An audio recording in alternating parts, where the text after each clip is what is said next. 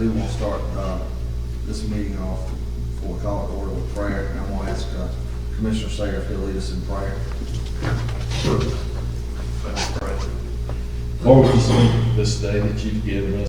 We thank you for this county and this city that we live in here. And we just pray, Lord, you know the situation that our state, our nation is in at this time. And we pray, Lord, for this meeting. We pray for our people of the city of Hartwell and the people of Hart County, that you would be with us during this time and help us always to look to you for answers. And Lord, just pray that you be with us during this meeting. Help us to make the best decisions for the people of Hart County and the city of Hartwell and Royston and Cannon and Bowers, Lord.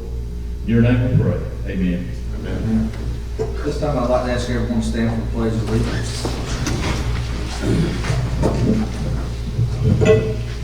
I pledge allegiance to the flag of the United States of America and to the republic for which it stands, one nation, under God, indivisible, with liberty and justice for all. This time I'll call to order the emergency call meeting of the Hart County Board of Commissioners today on Tuesday, March 24th, 2020. As everyone knows, our current community, along with neighboring communities in the entire United States, is facing a severe public health threat with the coronavirus, or COVID-19 as it's now being called.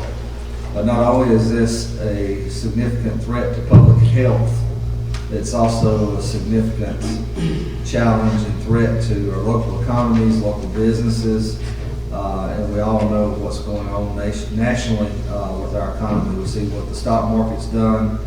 We see people out of work. This COVID-19 has really crippled our country at this point in time. We have been monitoring this situation for quite some time. There's been a lot of time, hours put into this, a lot of planning taking place. And yesterday, as we all know, Governor Kemp issued an order. And that's one of the things we want to talk about tonight. And that's going to be the bulk of what we're doing. So before we get started, I want to go ahead and get the agenda approved. Just kind of want to give a preface to what this is going to talk about. And tonight's agenda is specifically focusing on response to the governor's state of emergency order. I don't think we have any other issues that will come up. So if I could get a motion to approve the agenda with that single item by one of the commissioners. I'll make that motion and we approve the agenda. Get you seconds. Second. Motion by Commissioner Carter, second by Commissioner Teasley. All in favor, raise your right hand. So motion carried 4-0. So now we'll go ahead and move into that. We've had a lot of calls, a lot of concerned business owners, managers, as far as how does this impact us. There's been a lot of things that's taken place over the last 24 hours. We've seen the number of cases go up, which is not unexpected. The number of test kits available has increased, so we naturally would expect to see the number of cases go up. That's pretty much sort of given. Right now, as of noon today, there were no cases in Hart County or Franklin County. There have been one confirmed case in Stevens County, one confirmed case in Madison County. There was a post on social media that a person in Livonia was being treated. That test came back today negative. So I just want to share that. The person that put that out there actually posted that the results came back negative, so that's a good thing.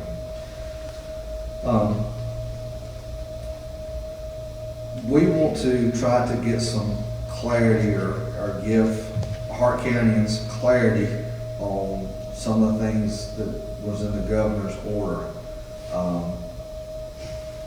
Like I said, there's a lot of businesses that have questioned us. Restaurants in particular one, salon, beauty salon, spa, barbershops, that kind of thing. We got John Terry here with Public Health, who's filling in for Lily.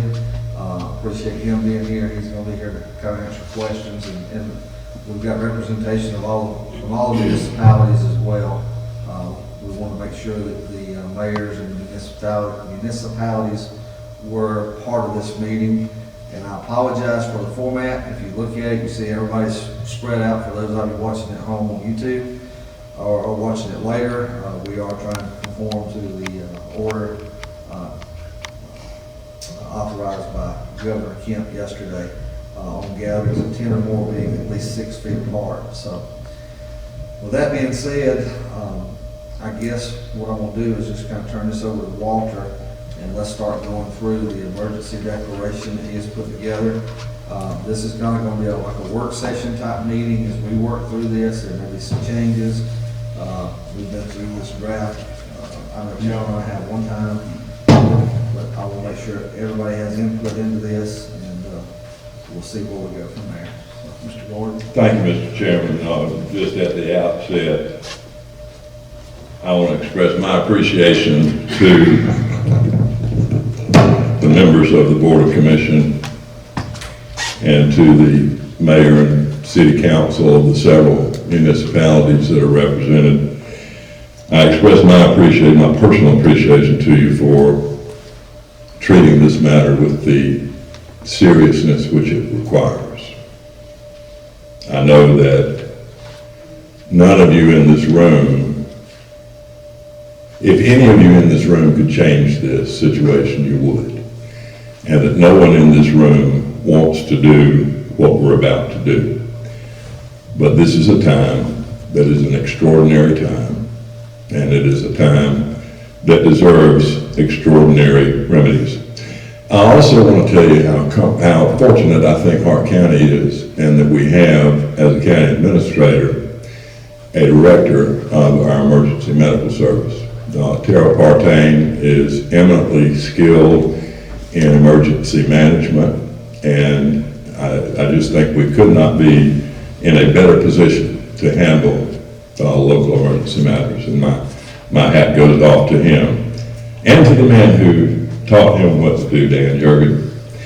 Let me just say that I'm not necessarily going to read this word for word, but I'll kind of hit the high spots for him, and each of you have a copy. And for the folks at home, you will have a copy. There'll be a copy posted on the county website, www.hartcountyga.org, and it will probably be later tonight. Okay. It'll be later tonight. I haven't emailed the last version to y'all, or the most recent version, but what you're looking at here is the most recent version. Basically, is an emergency declaration of the Hart County Board of Commissioners concerning COVID-19. Whereas on March 11, 2020, the World Health Organization declared coronavirus, now designated COVID-19, as a pandemic and encouraged all countries to take urgent and aggressive action. And whereas on March 13th, the President of the United States declared a national emergency regarding COVID-19. And whereas on March 14th, Governor Brian Kemp declared a public health state of emergency and then signed a related executive declaration yesterday on March 23rd, 2020.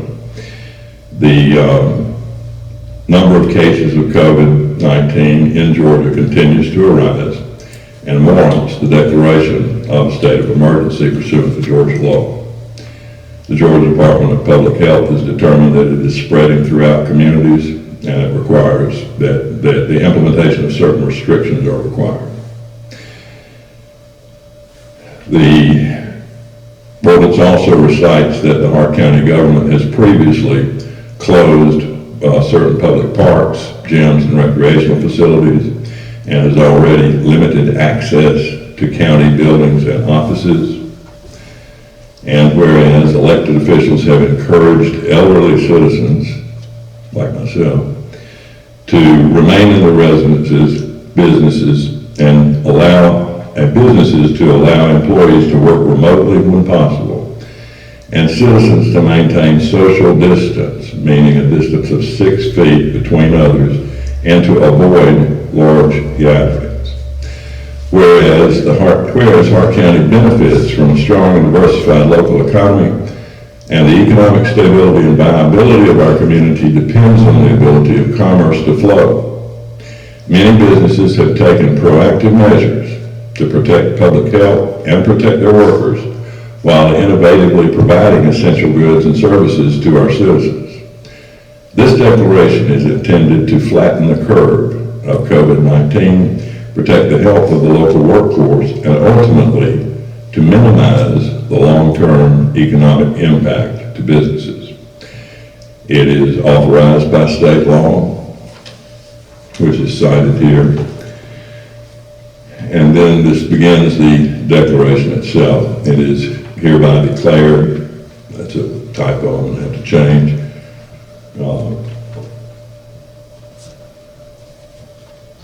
Okay, so it'll say it is hereby declared. The intent of this declaration is to ensure that residents of Hart County self-isolate in their places of residence to the maximum extent feasible, while enabling essential services to continue in order to slow the spread of COVID-19 to the maximum extent possible. When people need to leave their places of residence, whether to obtain or perform vital services or otherwise facilitate authorized activity necessary for the continuity of social and commercial life, they should at all times reasonably possible comply with social distancing requirements, as will be defined in a moment. All provisions of this declaration should be interpreted to effectuate that intent, and the failure to comply with the provisions of this declaration constitutes an imminent threat to public health. It goes on to provide the factual basis that this declaration comes after the release of substantial guidance from the Centers for Disease Control and Prevention, the Georgia Department of Public Health, other public health officials throughout the United States and indeed throughout the world, and that Hart County will continue to assess the quickly evolving situation and may modify or extend this declaration or issue additional declarations related to COVID-19. This declaration is based on scientific evidence and best practices regarding the most effective approaches to slow the transmission of communicable diseases in general and COVID-19 specifically, and the evidence that age, condition, and health of a significant portion of the population of Hart County places it at risk for serious health complications, including death from COVID-19. Making the problem worse, some individuals who contract the COVID-19 virus have no symptoms or have mild symptoms, which means that they may not be aware that they carry the virus. But because even people without symptoms can transmit the disease, and because evidence shows that the disease is easily spread, gatherings can result in preventable transmission of the virus.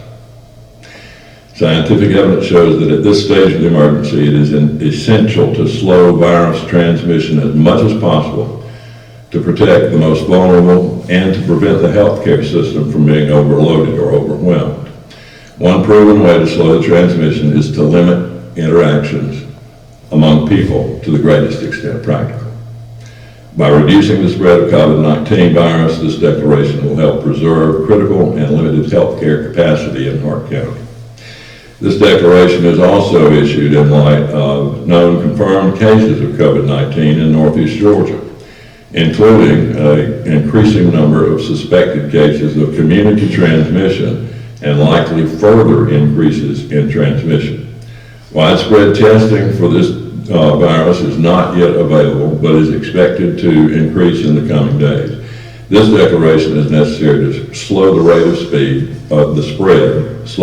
spread, and will be reevaluated as further data becomes available. Now the provisions. That first was the foundation. These are the substantive provisions. All individuals currently living in Hart County shall shelter in their place of residence. To the extent that individuals are using shared or outdoor spaces, they must at all times maintain social distancing of at least 6 feet from any person when they are outside of their own residence.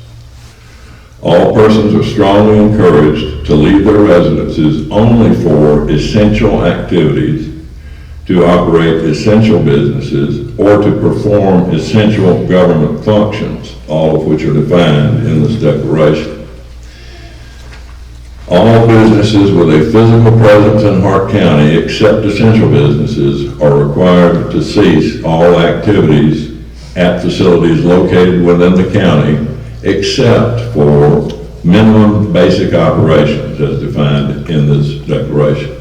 For clarity, businesses may also continue operations consisting exclusively of employees or contractors performing activities at their own residences, like working at home, or at their place of work, provided that social distancing requirements are maintained and physical contact with the public is minimized. All essential businesses are encouraged to remain open to the greatest extent possible. Essential businesses will comply with social distancing requirements, including but not limited to when customers may be standing in line. Now there are exceptions to that general rule. The exceptions are all first responders, emergency management personnel, emergency dispatchers, court personnel, and law enforcement personnel, and others who need to perform essential services are exempt from this declaration. Further, nothing in this declaration shall prohibit any individual from performing or accessing essential government functions as defined by the governmental entity performing those functions. Essential government functions will be performed in compliance with social distancing requirements. Individuals may leave their residence to perform essential activities. Individuals may leave their residence to perform work at an essential business. Individuals may leave their residence to provide any services or perform any work necessary to the operations and maintenance of essential infrastructure. Individuals may leave their residence to work for or obtain services at any healthcare operations. And individuals may also leave their residence to carry out activities specifically permitted in this declaration, including minimum business operations. Now we get to definitions. For purpose of this declaration, a business is a very broad definition. It means any commercial, mercantile, industrial, or professional endeavor engaged in, whether for-profit or non-profit, regardless of the nature of the service, the function they perform, or its corporate or entity structure, and as well private educational entities. Essential activities are defined this way. Activities or tasks essential to the health and safety of residents, or to the health and safety of their family or household members or partners, or significant others, including but not limited to pets, such as, and this is a way of example only and without limitation, obtaining medical supplies or medication, visiting a healthcare professional, or obtaining supplies they need to work from home. Obtaining necessary services or supplies for residents or their family or household members, or delivering those supplies or services to them, such as delivering food, dry goods, fresh fruit and vegetables, pet supplies, fresh meat, poultry, and other household consumer products, and all products necessary to maintain the safety, sanitation, and essential operation of residences. Outdoor activity, such as, by way of example, without limitation, walking, hiking, running, or bicycling. However, individuals shall not engage in team sports or activities which result in the congregation of 10 or more persons. Individuals who do engage in outdoor activities shall comply with social distancing requirements. And then the final exception is caring for a family member or pet who lives in another household. Those at high risk of severe illness from COVID-19 and people who are sick are urged to remain in their residence to the extent possible, to every extent possible. except to seek medical care. Now, what is an essential business? Essential business is defined as follows. 1, healthcare operations and essential infrastructure. Number 2, grocery stores, farmers markets, farm and produce stands, supermarkets, food banks, convenience stores, and other establishments engaged in the retail, sale, or donation of canned food, dry goods, fresh fruit and vegetables, pet supplies, fresh meats, fish, and poultry, and any other consumer products such as cleaning or personal care products. This includes stores that sell groceries and also sell non-grocery products and products necessary to maintaining the safety, sanitation, and essential operation of residences. Essential business is also food cultivation, including farming, livestock, and fishing. Businesses that provide food, shelter, and social services and other necessities of life. Newspapers, television, radio, and other media services. Gas stations and auto supply, auto repair, and related facilities. Banks and related financial institutions. Hardware stores. Plumbers, electricians, exterminators, or other service providers who provide services necessary to maintaining the safety, sanitation, and essential operation of residences, essential activities, and essential businesses. Businesses providing mailing and shipping services, including post office boxes. And unless otherwise ordered by the Hart County Board of Education, this also includes educational institutions. And I do understand that Hart County Board of Education has adopted its own rules of procedure in this regard. The next essential business we have listed are laundromats, dry cleaners, and laundry service providers, restaurants and other facilities that prepare and serve food, but only for delivery or carry out. Schools and other entities that typically provide free food services for students or members of the public may continue to do so under this declaration. But they will not permit food to be eaten at the site where it's provided or at any other gathering site. Businesses that supply products needed for people who work from home. Businesses or manufacturers that supply other essential businesses with support and supplies necessary for them to operate. Businesses that ship or deliver groceries, foods, and goods or services directly to residences. Transportation providers providing transportation services necessary for essential activities and other purposes expressly authorized by this declaration. Home-based care for seniors, adults, or children. Residential facilities, including hotels, motels, shared rental units, and similar facilities and shelters for seniors, adults, and children. Professional services such as legal, accounting, and real estate services. Child care facilities subject to these following special provisions: that the child care must be carried out in stable groups of 10 or fewer. And that means stable means that it's the same 10 day after day. That the children shall not change from one group to another. That if more than one group of children is cared for at any facility, each group shall be in a separate room and not mixed with each other. Child care providers shall remain solely with one group of children. There'll be no mixing of one attendant to another room. All businesses which possess a license to sell alcoholic beverages for off-premises consumption, but only by drive-through or parking lots at the curb. And then certain of these businesses shall not permit the premises to become occupied by more than 50% of its approved occupancy level, and they will still have to comply with the essential social distancing requirements. Now, I want to make a note right here.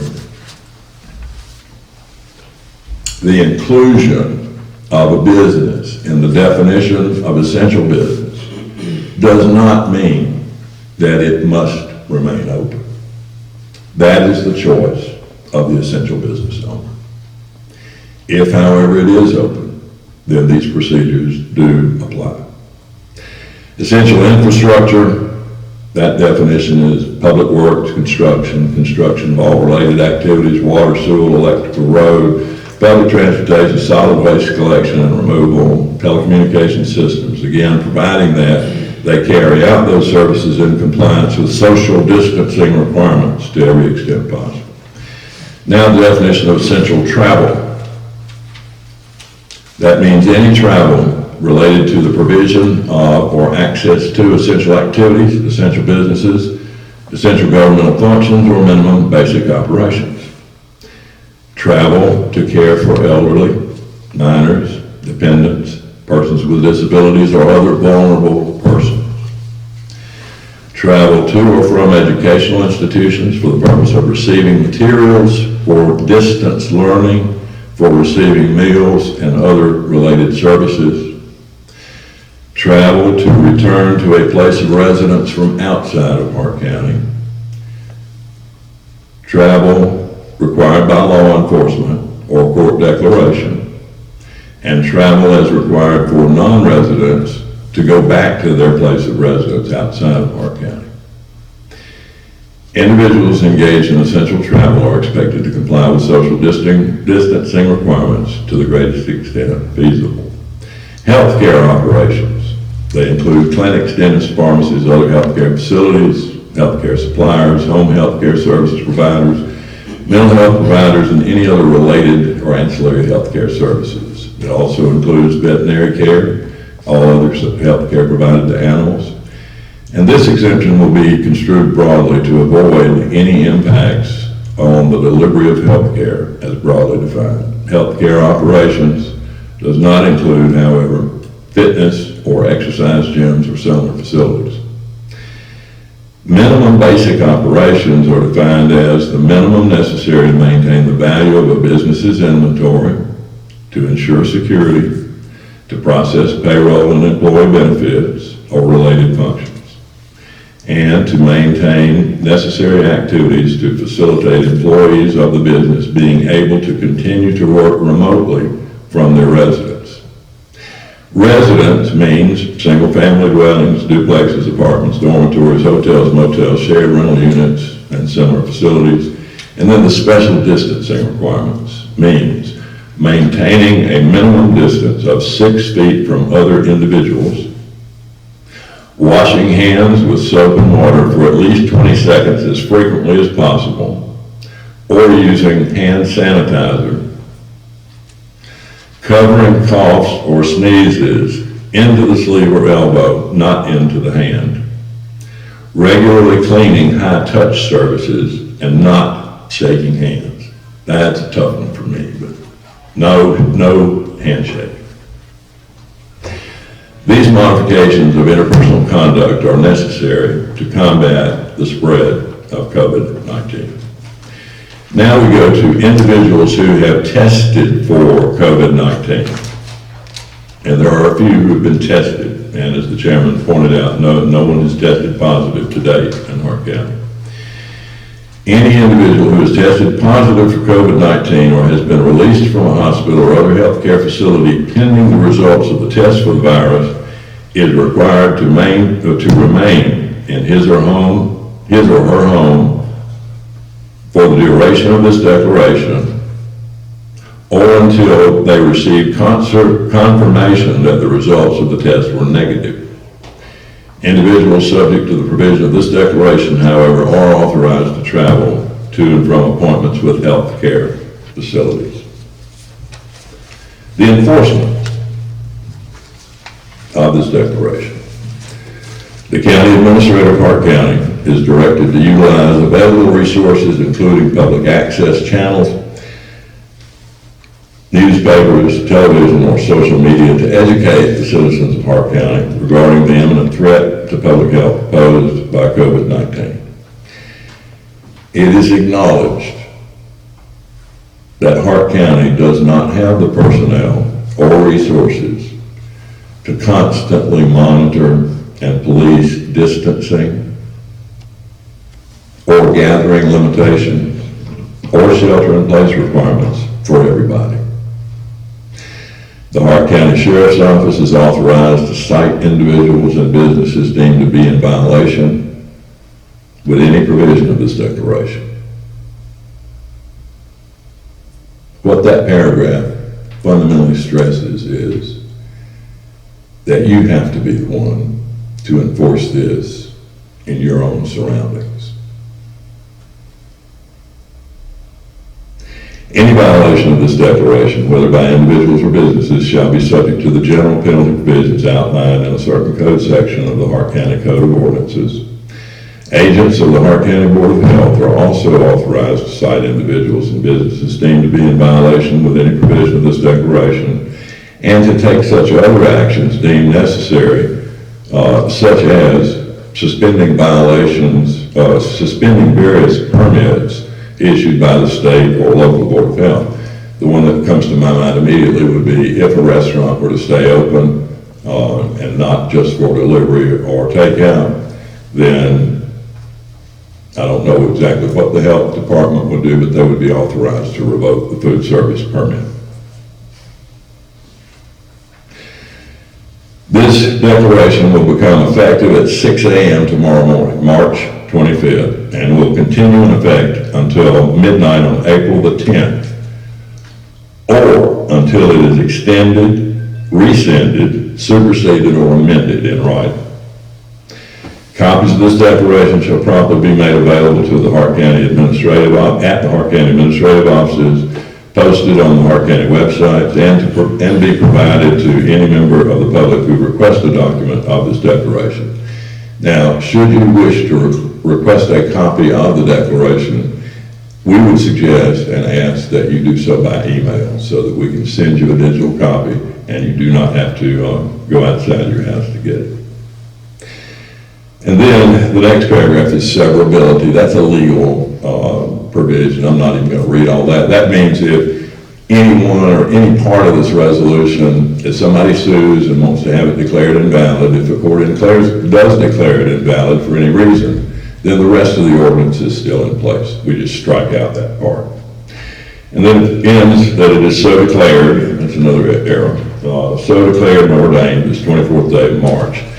Mr. Chairman, I'm standing ready to answer any questions that you or the public may have.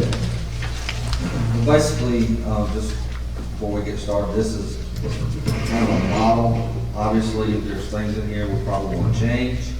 I appreciate Walter going through that. I know that I have some things I want to change. I guess kind of open it up for anybody have any feedback or anything you want to talk about first. I think we're a little more restrictive than what we need to be. As far as a few of the items in here. This ties you up tight. It does, and you know, me personally, I think we've got some changes that we have to make here. So, Mr. Carter, you want? Yeah, on page 4, it says restaurants and other facilities that prepare and serve food, but only for delivery or carry out. All right, and then you come over here on page 5, it says those businesses identified in subsections, and it's got that subsection XII, which is restaurants, shall not permit its premises to become occupied by more than 50% of its approved occupancy level. So if you only do it curbside and carry out, that's sort of a contradicts itself to me. The point of that one being is if you're doing carry out, you don't want a crowd of people coming in to pick up their food to leave. I understand that, but if you got a restaurant that's capable of seating 50 people or 100 people. No, they can't do it. That's the state approved. I understand that, but still, if you got a restaurant that's capable of seating 50 people, then you can allow 25 people in there according to them. That's what I'm saying. Commissioner, might I point out that the exclusion paragraph refers to XII. Yep. That's laundromats, dry cleaners, etc. The restaurants are Well, XIII. that's right. I'm talking about that. So I think that's covered, but I appreciate I the got you. comment. I got you. I want to go over to Article 2 on page 2, and I think we're really asking for a lot of trouble. I think all individuals currently living in Hart County, I think shall should be replaced with should. I don't think we're at a point where we've got a mandate. I mean, this is a recommendation, this is also what the governor's recommended. I feel like that's, that, those two terms need to be swapped. Chairman Gordon. Chairman Gordon. I think from city's perspective, I think that's a good change, because I don't want to speak for everybody, please, if you ever see or say something different. I think that's a good change. Also, we've also acknowledged the fact that we're limited in our resources to enforce all of this, which we all are relying on people doing self-governing in this situation. So I think should is a good, strong recommendation. I think a lot of this is, I won't say common sense, but social distancing would require you to limit all these areas. We do see that bars, I think it's bars and nightclubs, I think are explicitly shut down at this time. Yes. You know, restaurants being takeout only reduces it. You know, many of these other, what is deemed essential, if you start looking at this, there's a lot of essential businesses that are going to be able to continue to operate under some parameters. So the more restrictive we get, the more questions we're going to get when it comes to this. But am I wrong from a legal perspective, Mr. Gordon, that, for instance, if you can maintain less than 10 people, you do not have to conform to the 6-foot rule, or is it 10 or more? What's the No, I believe that the 6 foot 6-foot rule applies everywhere, all the time. everywhere, even if it's less than 10. Okay. For example, as we've done here, now there are more than 10 here, but this very meeting would not be authorized under this ordinance because there's more than 10 people. If there were 10 or fewer, however, as long as we spread out like we are, then it would be all right. And I know that what the county commission will be doing is its meetings will continue as necessary, but we're going to encourage everyone to attend those meetings over the public access channel. And you'll note when those meetings are conducted, the commission is going to be spread out throughout the meeting. Okay. So essentially, if you change it from shall to should, a business could remain operational, but would have to do social distancing. That would be pretty much any other business that is explicitly required by the state executive order to shut down completely. Is that correct? That's right, Mr. Mayor, and I want to point out one other thing because you raised an excellent point. To the extent that any part of this resolution conflicted with the governor's order controls. I don't think we tried to be careful in writing it so it wouldn't conflict with the governor's declaration. But if it is, the governor's declaration controls. Likewise, the national declaration controls over everything. Once again, I think what we've done is within the confines of both of those declarations. But if there were to be a difference, then those do control over this, especially if those restrictions are more severe. One more question, Mr. Chairman. Sorry to ask. No, it's not what this is all about. Today I saw it, I know y'all, many of you did, I think Franklin County co-signed a letter that I think may summarize this, but I don't know, Mayor Jordan, I know the city of Royston did this too, signed on. Well, I mean, I don't know if we want to do the same thing, I'm just saying, what did you do? We have a draft. Okay, thank you. We have a draft in place, and I think that the cities and the county are still trying to work it out. Okay. But I think it's good that not only the Franklin County, Park County kind of come to a consensus, because so many people are going to both places, up and down the 17th corridor. And Mr. Mayor, we're talking about the joint press release. That's a proposal, I don't know if it's been. Okay, and let me just hit the high spots of this for those watching at home. And this is proposed to be signed by the various governments of Franklin County and could very easily be considered by the various governments of Park County. It recites the governor's order of March 23rd, which orders the shelter in place for the medically fragile, bans all gatherings of more than 10 people, unless a 6-foot distance can be maintained between individuals. That Franklin County leaders support this action and will be working to ensure compliance. That the executive order acknowledges that the executive order will change the way we do business over the next 14 days. Restaurants will adjust to close dine-in services or significantly reduce the volume of customers served to ensure a 6-foot distance. And again, ours is a bit more restrictive than that. I mean, it presumes that you really can't operate a restaurant full of people at 6-foot distance. And then service-related businesses will adjust to walk-in traffic, telephone or internet transactions. In-person meetings should be canceled or shifted to web or phone-based meetings. That's the gist of this, and I believe, with all respect, that this is all covered in the proposed county declaration. This is just done in a much more succinct way, and lawyers can't write these things. Yeah. You charge by the word. I just got confirmation that Franklin County has posted this, so they've all copied. I understand this, that's probably a summarized version of everything here. It But, can, yeah, that's a short version. you know, as we all know, that a lot of times the longer the document, the more detailed the document, the more questions you receive.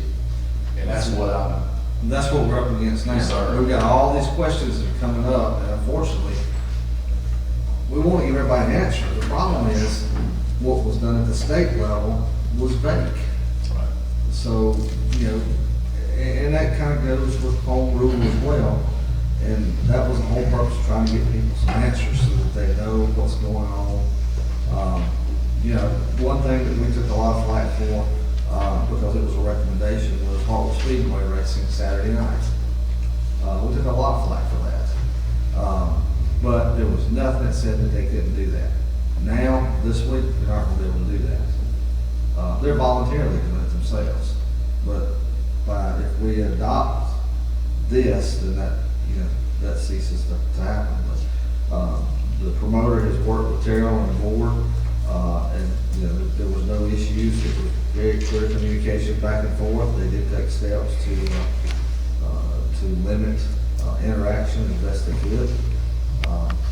So, you know, we're really just trying to get people answers, because there's a lot of questions, and I agree, this is probably, there's a lot of information in here. But I definitely think that on page 2, that part on Article 2 and provisions, the shall should be shooted. Mr. Chairman, one other thing that you might want to address or have Mr. Partain address is the potential for federal reimbursement of certain expenses once a declaration of emergency is passed. If you don't have declaration of emergency, you would not qualify for any kind of emergency assistance from the federal government. Let me, can I address, you, about the restaurants? We have no control over restaurants. No matter what we pass right here, has nothing to do with restaurants. The health department completely controls restaurants. So there's nothing we can do for or against them.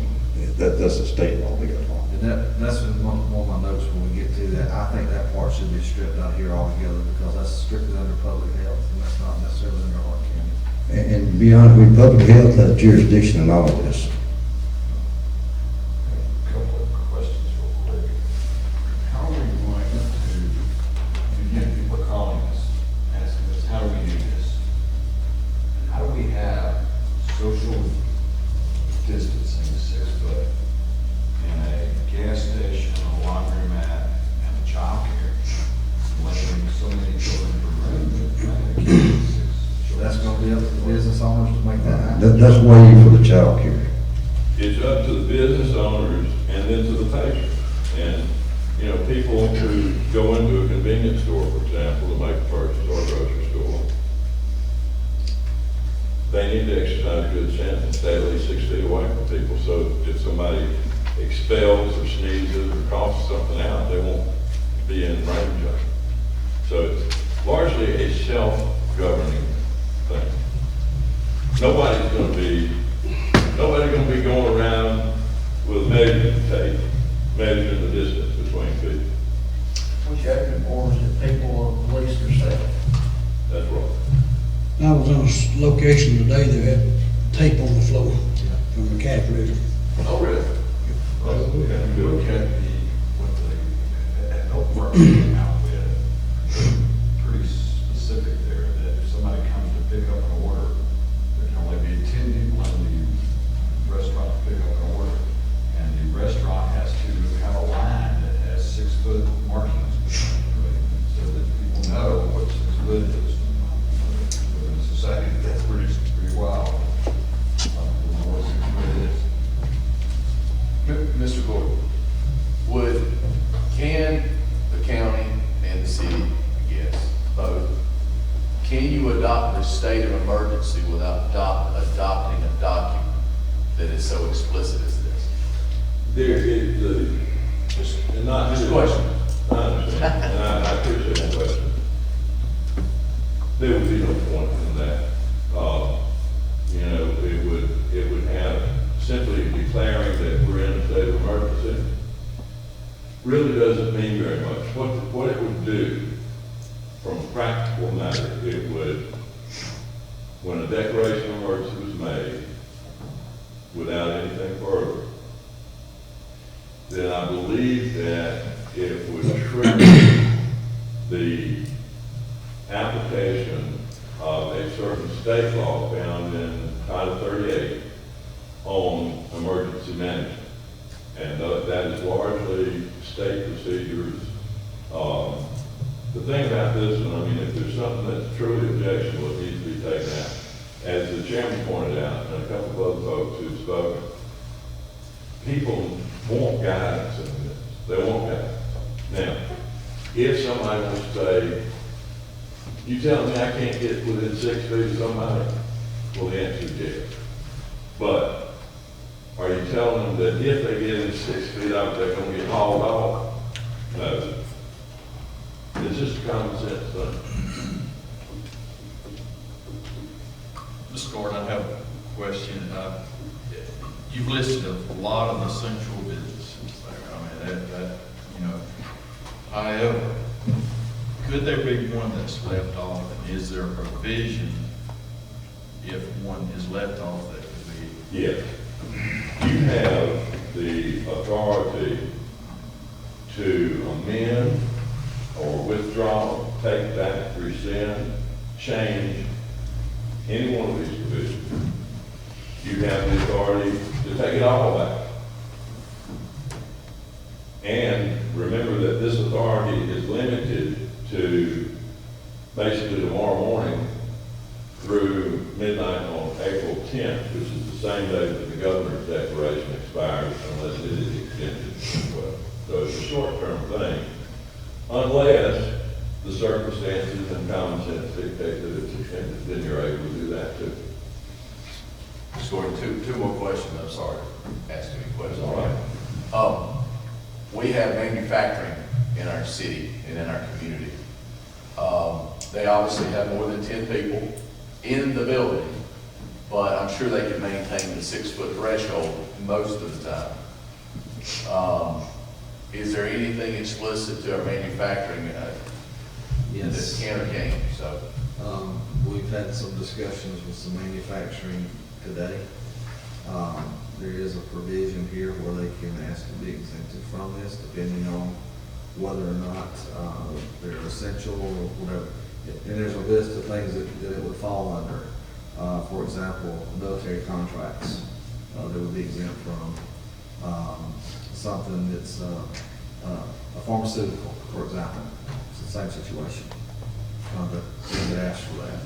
my question is, if the citizen, the citizen, it has to go buy pet food, can the pet food supplying company continue to operate? I have not been asked that question. Yes. That's just, you see what it kind of And continues. Those conversations have been held offline. Okay. And basically, it's a state process. They contact the state Okay. and make their application to be exempt, and they exempt from the state Right. board. Yeah, it Which makes was sense. in Yeah, it would be, because, this ordinance certainly acknowledges that people and pets have to eat, and provides for that. Last question, hopefully. If you're an individual person who operates a business and you're under, you can maintain the 6-foot threshold and you're not part of the essential, but you're not part of an explicit, you cannot work, what does that business owner do? If he's not listed as if his particular business, because somebody's gonna find a loophole. Oh, sure. If they're not listed as one of the essential businesses, but they're not also listed as an excluded business, and let's just say they're an individual or two, can they move around and operate as long as they stay within out of the 6-foot distance? So they still maintain social distance? I don't see why not. I mean, I think my question back to you would be, does that person or individual have a public office or facility that people come in? That's an important component. All right. You can provide an essential service by home delivery, and a lot of these have that provision. A lot of businesses could make home deliveries. I know that there's at least one drugstore that does that now, and it would not surprise me if they all do. There are also local grocers that provide a call-in service, where it's relatively new, and it actually started before this, but where you call them up, give you grocery list. You may need to put it in through the computer, I don't really know that, but you contact them, give you grocery list, and then they box it up and put it out the door for you. You can pick it up.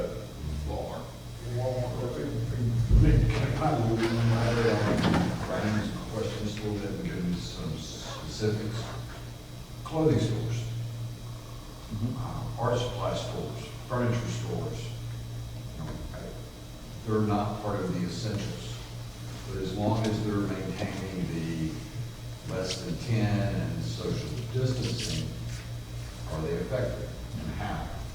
I think they're affected to the extent that they would have to lock the door. As much as I would like to say that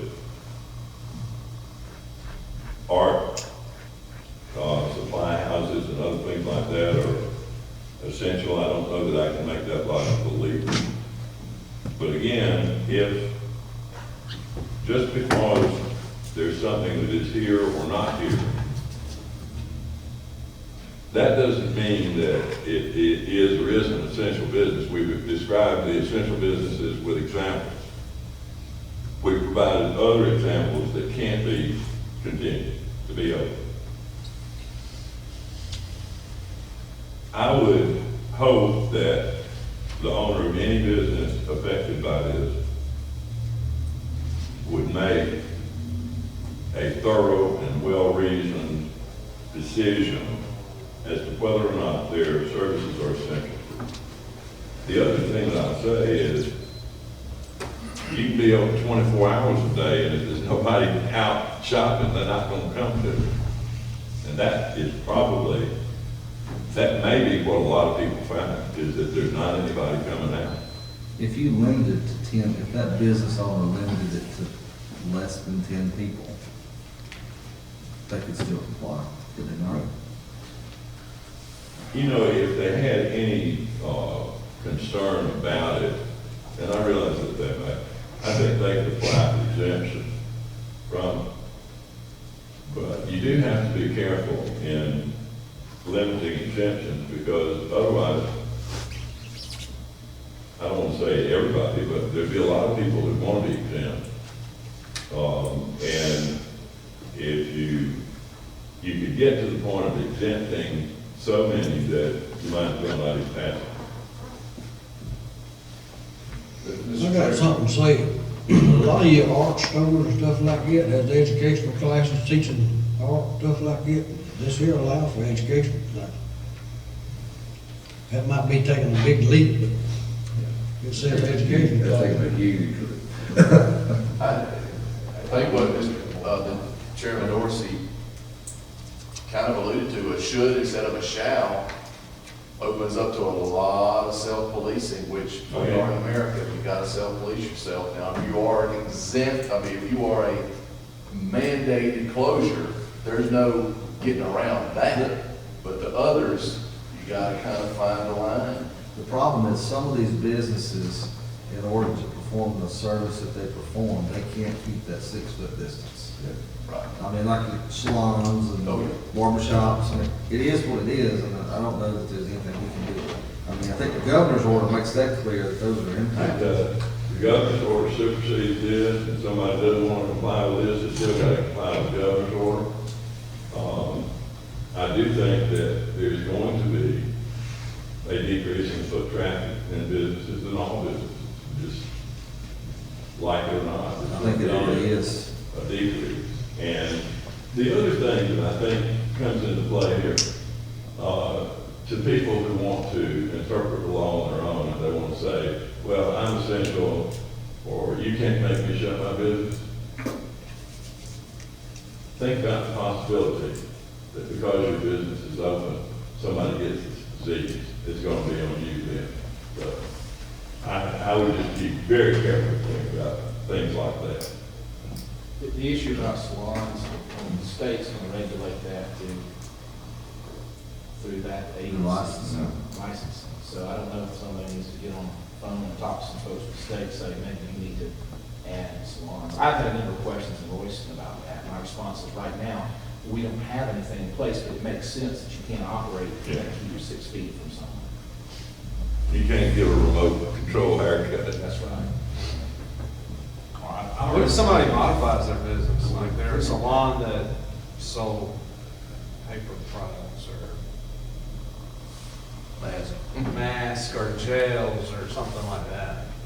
I think they could, Well, they could go something on. like that, they can make deliveries outside the business. I mean, they can make home deliveries, they could take orders, and somebody comes in and, I know some businesses that put, basically baskets out there. And the calls result in them being told what the price is, they leave their money, or they go ahead and pay for it over the phone by credit card, and then it's there for them outside, so there's not any human contact.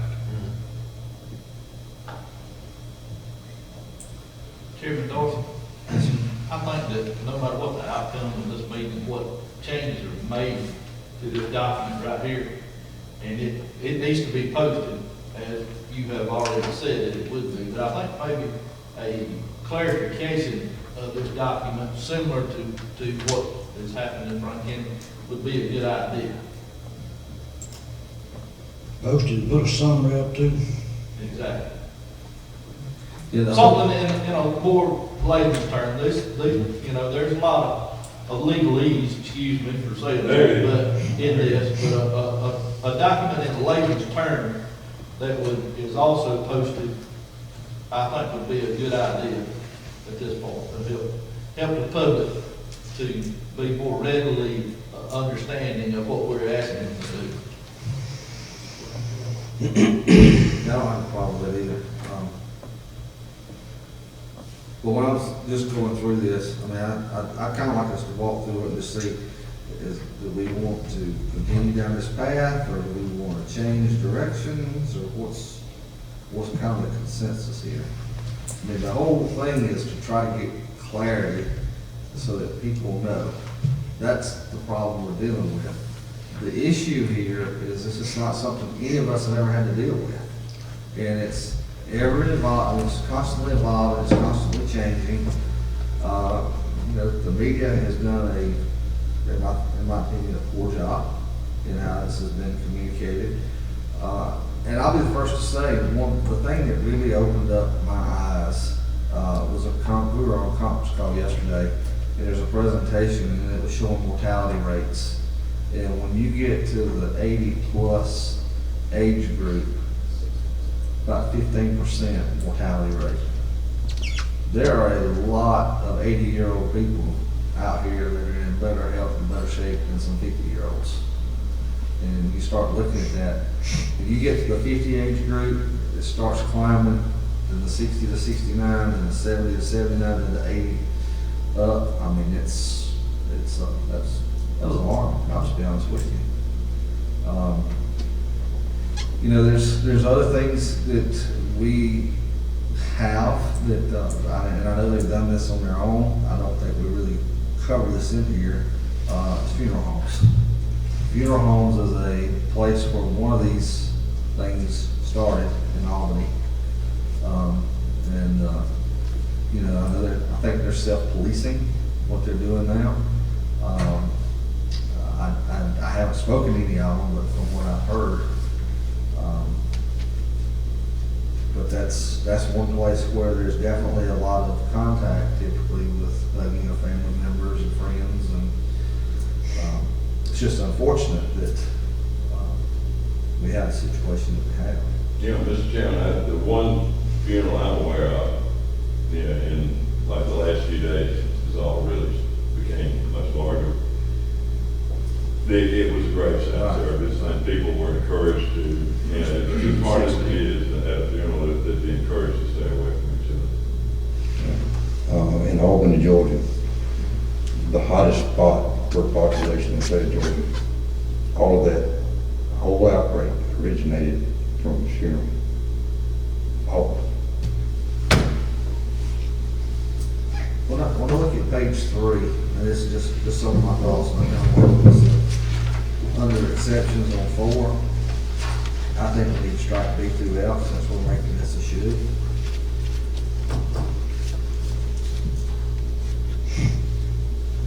All right, you want to strike F? B, C, D, E, and F. B, C, D, and F. B, C, D, E, and F. B through F.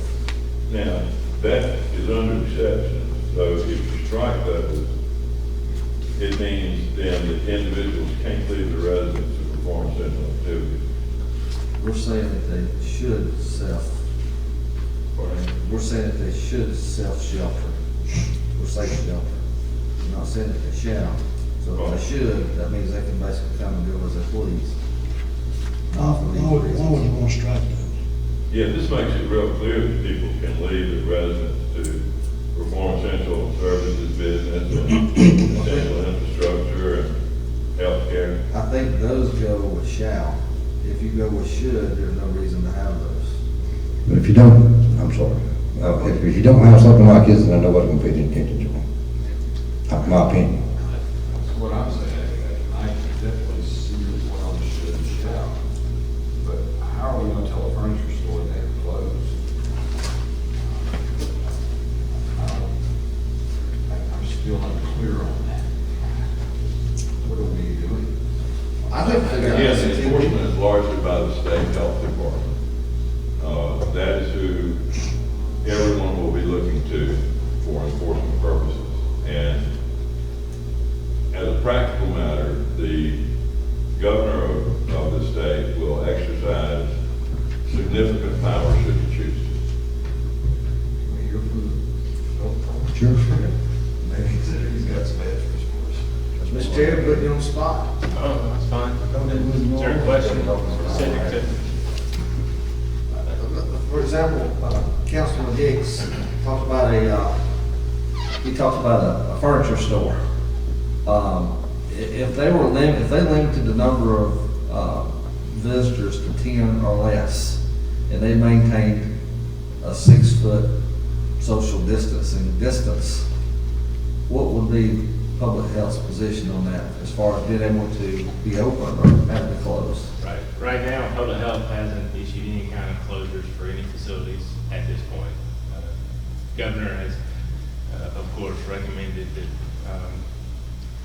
the facilities practice social distancing, but closure of the facilities has not been given to us at this point. So we haven't received any guidance for this executive order for DPH to enforce yet, so we're waiting for the governor to explain what kind of order he wants us to do. But at this point, we're just regulating the facilities we typically regulate, which are restaurants, hotels, tourist accommodations, things like that, to make sure that they're following the recommendations. It looks to me like, just reading the governor's declaration, that it's coming, because what the governor said is that the Department of Public Health will create rules and regulations necessary to cause his order to be carried out, including provisions for people to be quarantined, isolated, sheltered in place, and so forth. So I think that what will probably happen, we will see in the next few days that the State Department of Public Health will come forward with its own set of very detailed rules and procedures. So let's say that they don't, and if we decide we want to go forward with this tonight, could we not put language in here that the non-essential businesses, as long as they limit it to less than 10 people and they maintain the 6-foot social distancing, could they operate? The reason I'm bringing this up is this is also an economic crisis too. It is. I don't know why you can't just suggest or make it an ordinance that businesses that have invitees, business invitees or guests, social guests, must maintain and protect their invitees or guests in accordance with the rules. So 6 feet, no more than 10 folks. Make that a requirement that the business owner must do that to protect those people. And then that gives them an opportunity to operate, and it doesn't take them out of the gamut from a economic standpoint. So is this order going to close nail salons in here? 'Cause I'm not It hearing- would not, No. if that exception's made, it wouldn't close anything. They're not gonna be able to meet the 6-foot social distancing distance. There's no way. Stay 6 foot away from them. You can't do anybody's nails, stay 6 foot away from them. So are we going to put in here that you shall maintain 6 foot and 10? I think you have to. You have I to believe do that that. is. You have to. That's part of the That's a governor's state That's what law. I'm saying, if you're changing the should to shall, that's what I was changing. No, we're changing, that's on the safe, what was it? That was the residents, stay on. Oh, it's worse. the shelter in place of the Shelter. residents. It's on page We're 2. talking about on page 3, number 2. No, we're talking about page 2, article 2. Changing that from shall. Yeah, right down to the bottom. Oh, yeah, the one that says you should stay at home, or it says shall, but you were gonna change it to you should stay at So home. it's 2 different. And again, it says, on down there, that all persons are strongly encouraged to leave their residences only for these essential activities. That doesn't mean they can't, it just means they're foolish if they do.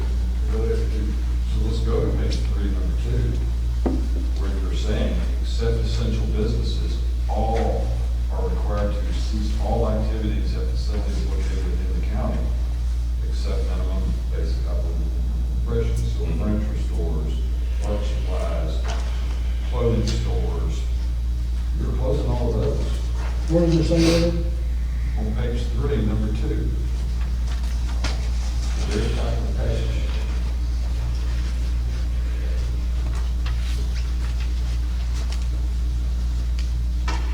I think you've got to add another paragraph to that to address non-essential businesses. If they can maintain the 10 and 6, then they're free to operate.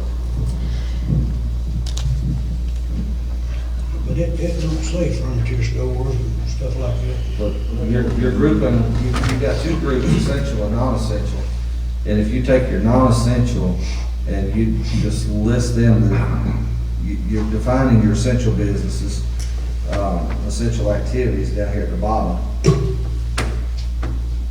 So essential businesses are still able to operate and carry Regardless. on. They still got to comply with the 10. They still got to comply with rules, but they're 6 able foot to social operate. distance. It's the non-essentials that we're trying to then carve out some exemption to allow them to operate with responsibility for their other, the visitors or the business invites, as Mayor Jordan mentioned. So that way you kind of, then I guess what you're doing is you're finding the egregious abusers, right?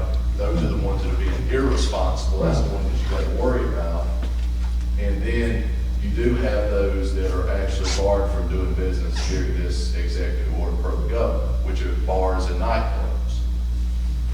Is essential, am I right on that? If you look at on page 4, under II, it Says this includes stores that sell groceries and also sell other non-grocery products. That would be a frontier store in my book. True, I mean, it can be loosely interpreted, but all we're trying to do is get people to take 6 foot apart. That's kind of hard to do in the grocery store. You stand in the And again, that's cashier. another thing we're trying to get rid of. I go by Walmart and Eagles 3 times every day. It's the same crowd that's there on Black Friday for Christmas. And the day before Thanksgiving. We're trying to get people to see, to give yourself some distance. But I've noticed that the Anderson County cars sitting there. Frank County's not unusual, go places. But what's happening, if we don't get something similar to everybody else's stuff, we're gonna get on slap over with everybody else. I think we should go in and put another paragraph in here under non-essential and just say all non-essential businesses, as long as they maintain 10 people or less. Must comply. Yeah, shall. With the 10-foot. Shall comply with the 10 and 6. 5, 6 foot. In order to maintain operations. I think that's very fair. I think that's very clear. I have no problem with that. I don't want nobody to bid that, so I.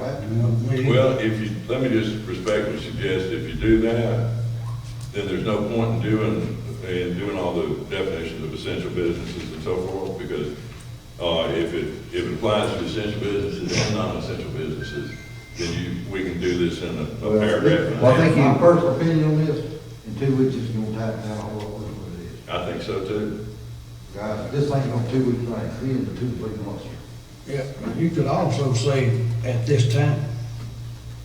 Well, you know, I said that, this This time is what it is, when it's adopted. But I I, might put the thing that you want to change. Well, you can't change it. When something changes, you gotta change the I'm whole going to thing. update, this state's going to override us anyway. This- I hate to be the doom and gloom guy here, but this is gonna get a whole lot worse. A whole lot worse before we start. Yeah, but we don't want to get that out publicly. We already got that. It's true, reality is true. Ain't nothing wrong with being true. Reality. Things are, people don't get this because they're testimony. It's a disease. More test kits now, there'll be more positive tests. Exactly. And our whole goal with this whole thing is to keep people apart, we're gonna spread as fast. Do we have the option to adopt some sort of language that says that Hart County and City of Hartwell will comply with all, which we're gonna have to, follow all recommendations of the governor and public health, and that these, whatever this document is a local recommendation of how to implement that? That's useless. I mean, That's the problem we got now.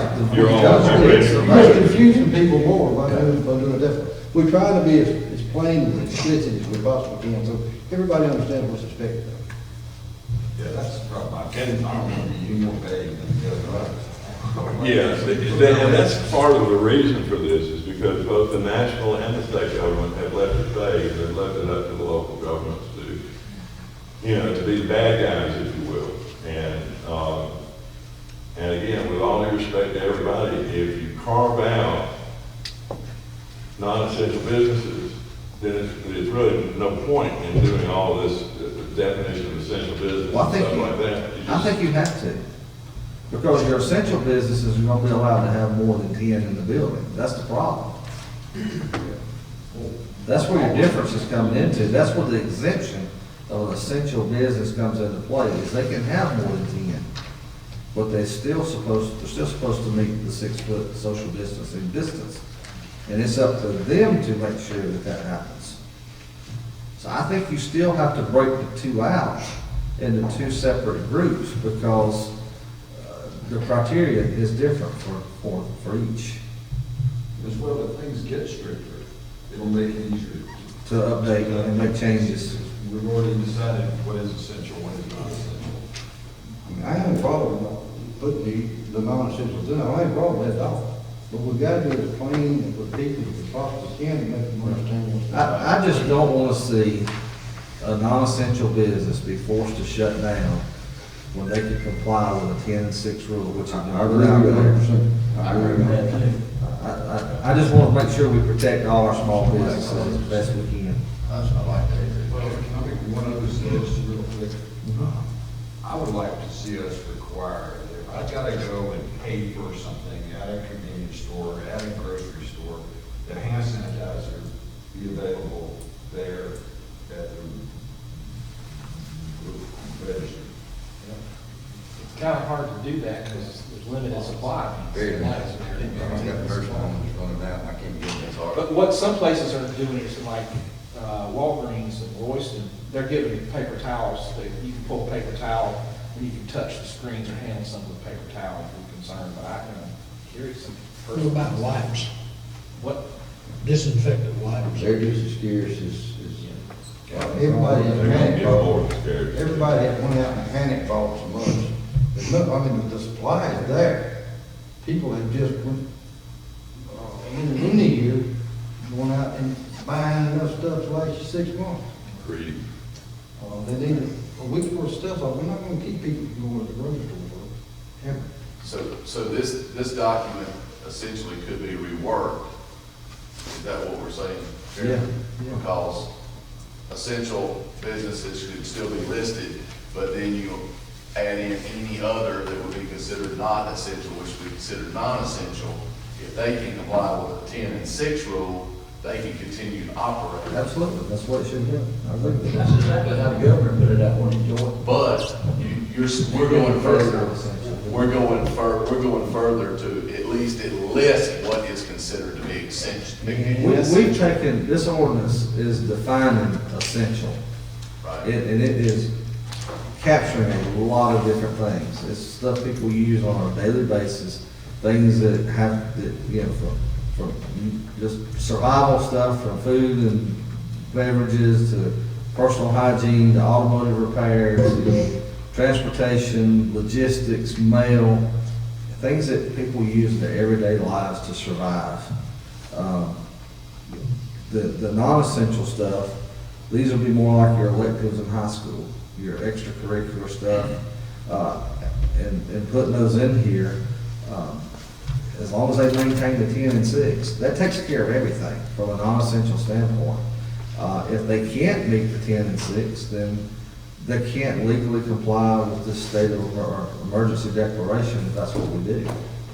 That goes back to your salons, your nail folks, whatever the case may be. Obviously, yeah.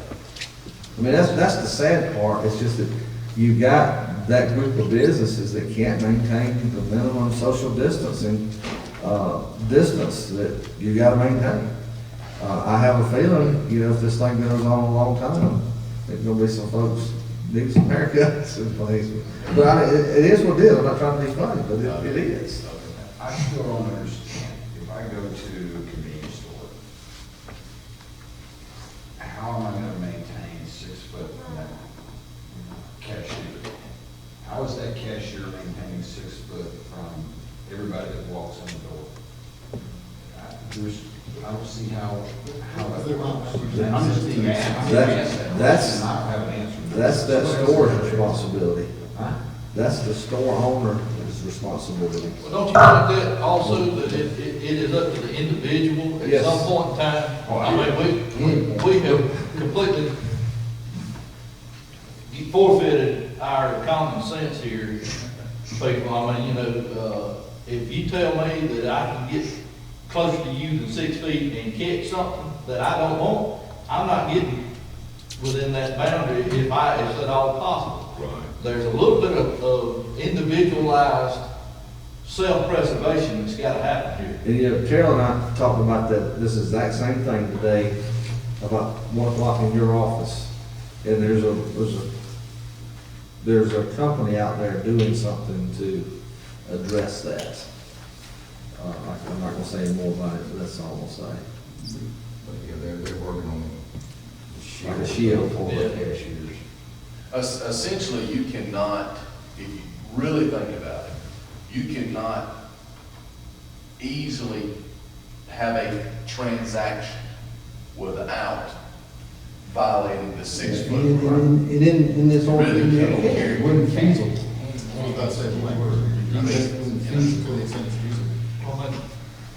Yeah. That's why the language is in there for that exact reason, to the greatest extent possible.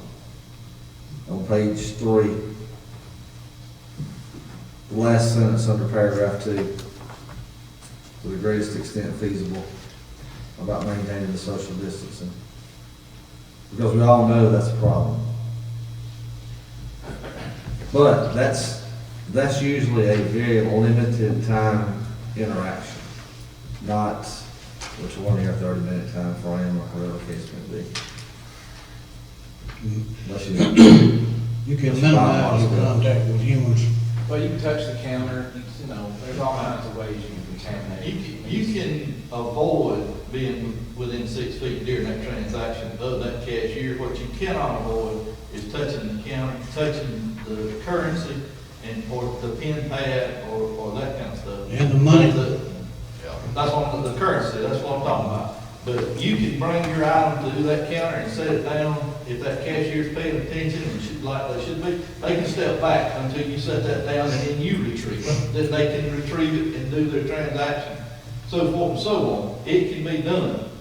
You can't avoid touching the currency, the money. You can't avoid touching the counter. You can't avoid touching the pen pad or the item that you purchased. Wasn't a contamination problem with gas pump panels that Exactly. people are not recognizing also. One thing we've done in Royston is, as far as the counter, we have a glass window with a cutout, people make that transaction, but our employees wear gloves, you know, and they use hand sanitizer, and every so many minutes they've got to spray out through there, and so that's one thing we do. We try to encourage nobody, you know, people not to come in, but if they do need to come in, we as a business are doing things to be proactive, and I think that's what the merchants have got to do, is if they want the business, they need to be proactive. And we're just trying to give some guidance to local businesses who are asking for that with this ordinance, or state of emergency, or emergency declaration, whatever you want to call it. But I do think we should break this out and do the non-essential. And you know, as long as they can meet the 10 and 6 requirements, they're free to operate. Now, am I right, Terrell, that if there was a carve out for that, then those businesses would elect to remain open, but they would then not be qualified to receive any kind of federal emergency reimbursement? No, I guess the case, I haven't heard that. Okay, I just wondered. Let me touch on one of this real quick, because I understood the governor to say that if you're at the age that this is something you can catch easily, if you use restriction in your home. Right. Yeah, the medically fragile. Right. But yet, so businesses that are allowing that generation of people in there, are we going to address that?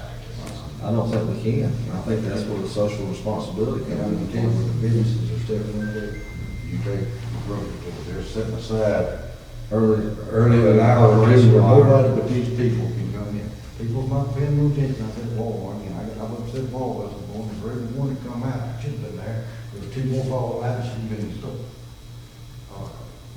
Yeah, I don't know how to fix that. I wish I was that smart. I have no idea. But people themselves have got to understand this time. But most people don't understand that there's such thing as this.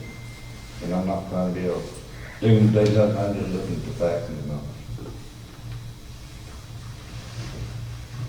Well, we need to be careful what kind of language we use in this thing and what kind of stuff we put out there, because people are already panicking, and the more anxiety we get, but Well, we're the just. panic is the wrong thing. I understand that, but they still panicking. I know. And the but gloom and doom clarity and all this, sometimes, if we do negative, that's what makes people panic. We need to put, if there's any positive in it, we need to try to keep it as positive as we can. Yeah, it's really pretty simple. Use common sense. Yes. Stay I away agree from with you folks, also. keep yourself clean, and respect others. That's all they need to do. And people need to be calm and do things as normal, but follow the 10 and 6 guidelines. That's a simple rule. That's the kind of stuff we need to put out there, instead of putting real negative stuff out there. Well, I love what he was saying, I guess we can simplify this That's true. document, and where we can split it, people, that would be great. Chairman Dorsey, would that be something, if, from a simplification, I mean, this group could be here for 5 more hours talking about the details, but is there some way to make this thing concise, draft it down to capture that? I mean, obviously, the board of commissioners are the ones here that would need to adopt it, and I'm assuming the city may or may not need to adopt something similar on our end, but whatever. We are the commerce hub, we're the jurisdiction that's going to see a lot of Not all the this public commission comes to all the jurisdictions. too. You got it where it will, everybody inside the county. That jurisdiction. So you could if you wanted to, I'm not saying you can't, but it's not necessary. Council that's represented, are those fair in your mind, kind of how they're trying to do this? I mean, obviously, I don't think there is as fluid as this situation is on I would say hourly, but I think I'm gonna change it to 30-minute basis. yeah. I don't know if there is an ironclad, one-size-fits-all answer to anything. I think maybe just sitting here listening to this discussion, where you were talking about in Article 2.1 about changing shall and should, would it work better to come in there with something to the phrase, all individuals currently living in Hart County are recommended to shelter in place? What's the difference in that versus should? I mean, I'm A just little throwing, softer, I mean, a little softer from. no, I mean, I'm just throwing that I'm out. open, I mean, I'm not.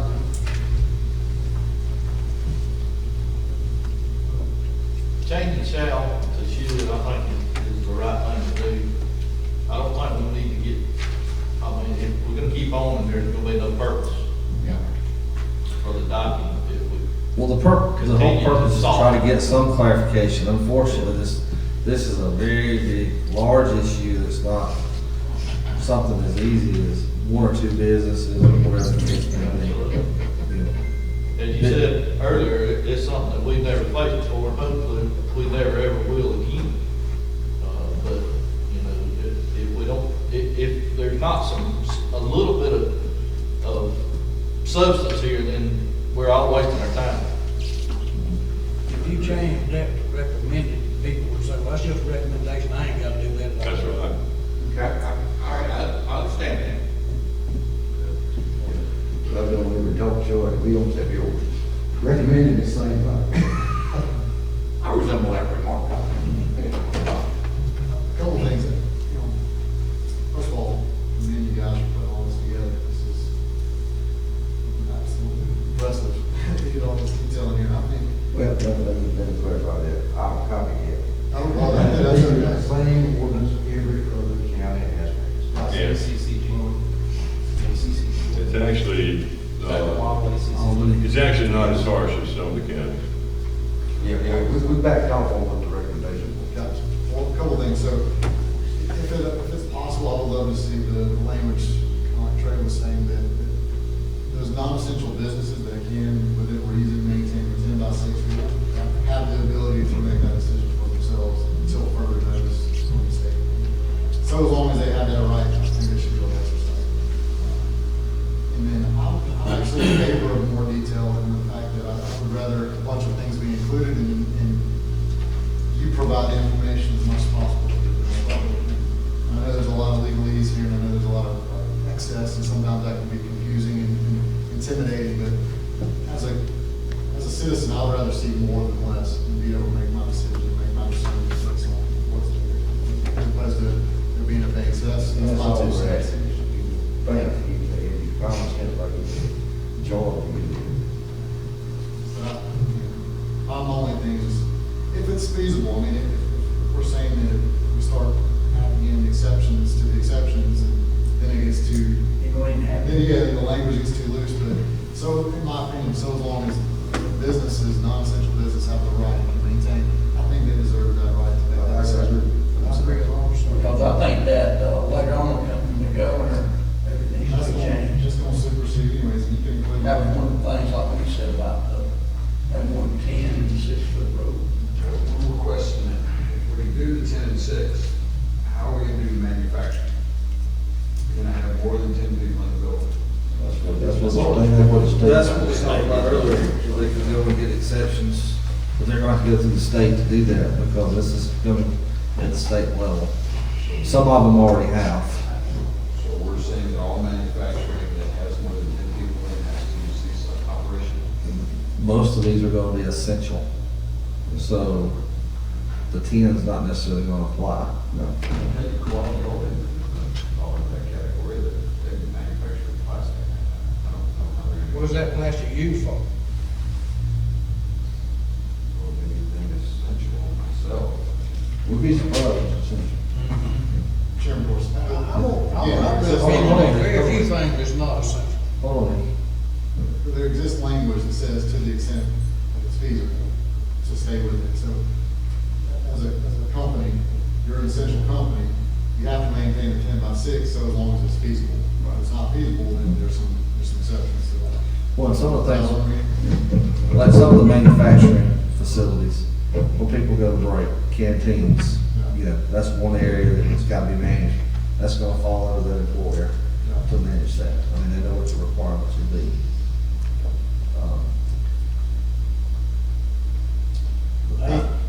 That's not a public place either, it's a private place, Right. so I think you got an issue there. Sure, it's Well, if you invite the public, that's a public place. I ate in a restaurant the other day, they had a paper on each table, you had to skip that table, you sat here, they had one table you couldn't sit at, and you sat at the other table. To get the social distancing. So do manufacturers that do not follow, again, I'm just trying to figure out this manufacturing question. How does a business, or do all businesses that aren't listed here as essentials, that are manufacturing, have to go through a process at the state? If we're gonna have more potential growth. And I'll get you that. That's gonna have to be addressed by the state, right? Right, well, we have found out, and I'll get you a name because it's on the fill out, I don't know the details of it. But I don't know anybody has been getting it. Okay, all the ones up on the interstate, Correct. do they use for the automotive industry, we're gonna say that they have to fill out something, or is that something automatic? No, they have to call it and fill out the state exempt status. Well, I think, Mr. Chairman, Mm-hmm. the realization here, we're all being inconvenienced. There's not a person in this county or cities that's not being inconvenienced. I spoke with a person today, and we were talking about weddings. We're almost headed into a wedding season, and there's gonna be some broken hearts in this because they may not get to have a traditional wedding like they'd like to have. There's people that are, you know, taking a stance, they're scared to get out of their house, they're fearful of this, and they're expecting something from our local leadership to take a stand and provide some kind of security for these folks so that they will have some kind of assurance that we're trying to do something. It may not be perfect. I mean, we've all got our own opinions, but at least I'm glad to see this group here, and we're trying to do something. We're not just overlooking this, and I appreciate every one of you that's made the time to be here tonight. Mr. Chair. Dave Will's son got married, they didn't have a wedding like you should have, they had council everything. Well, you got a lot of high school seniors that probably won't get to March and have a graduation ceremony. You got colleges that's already called tomorrow. I mean, it's just unfortunate. These are times that Worked hard. we've never experienced, and we gotta work through it.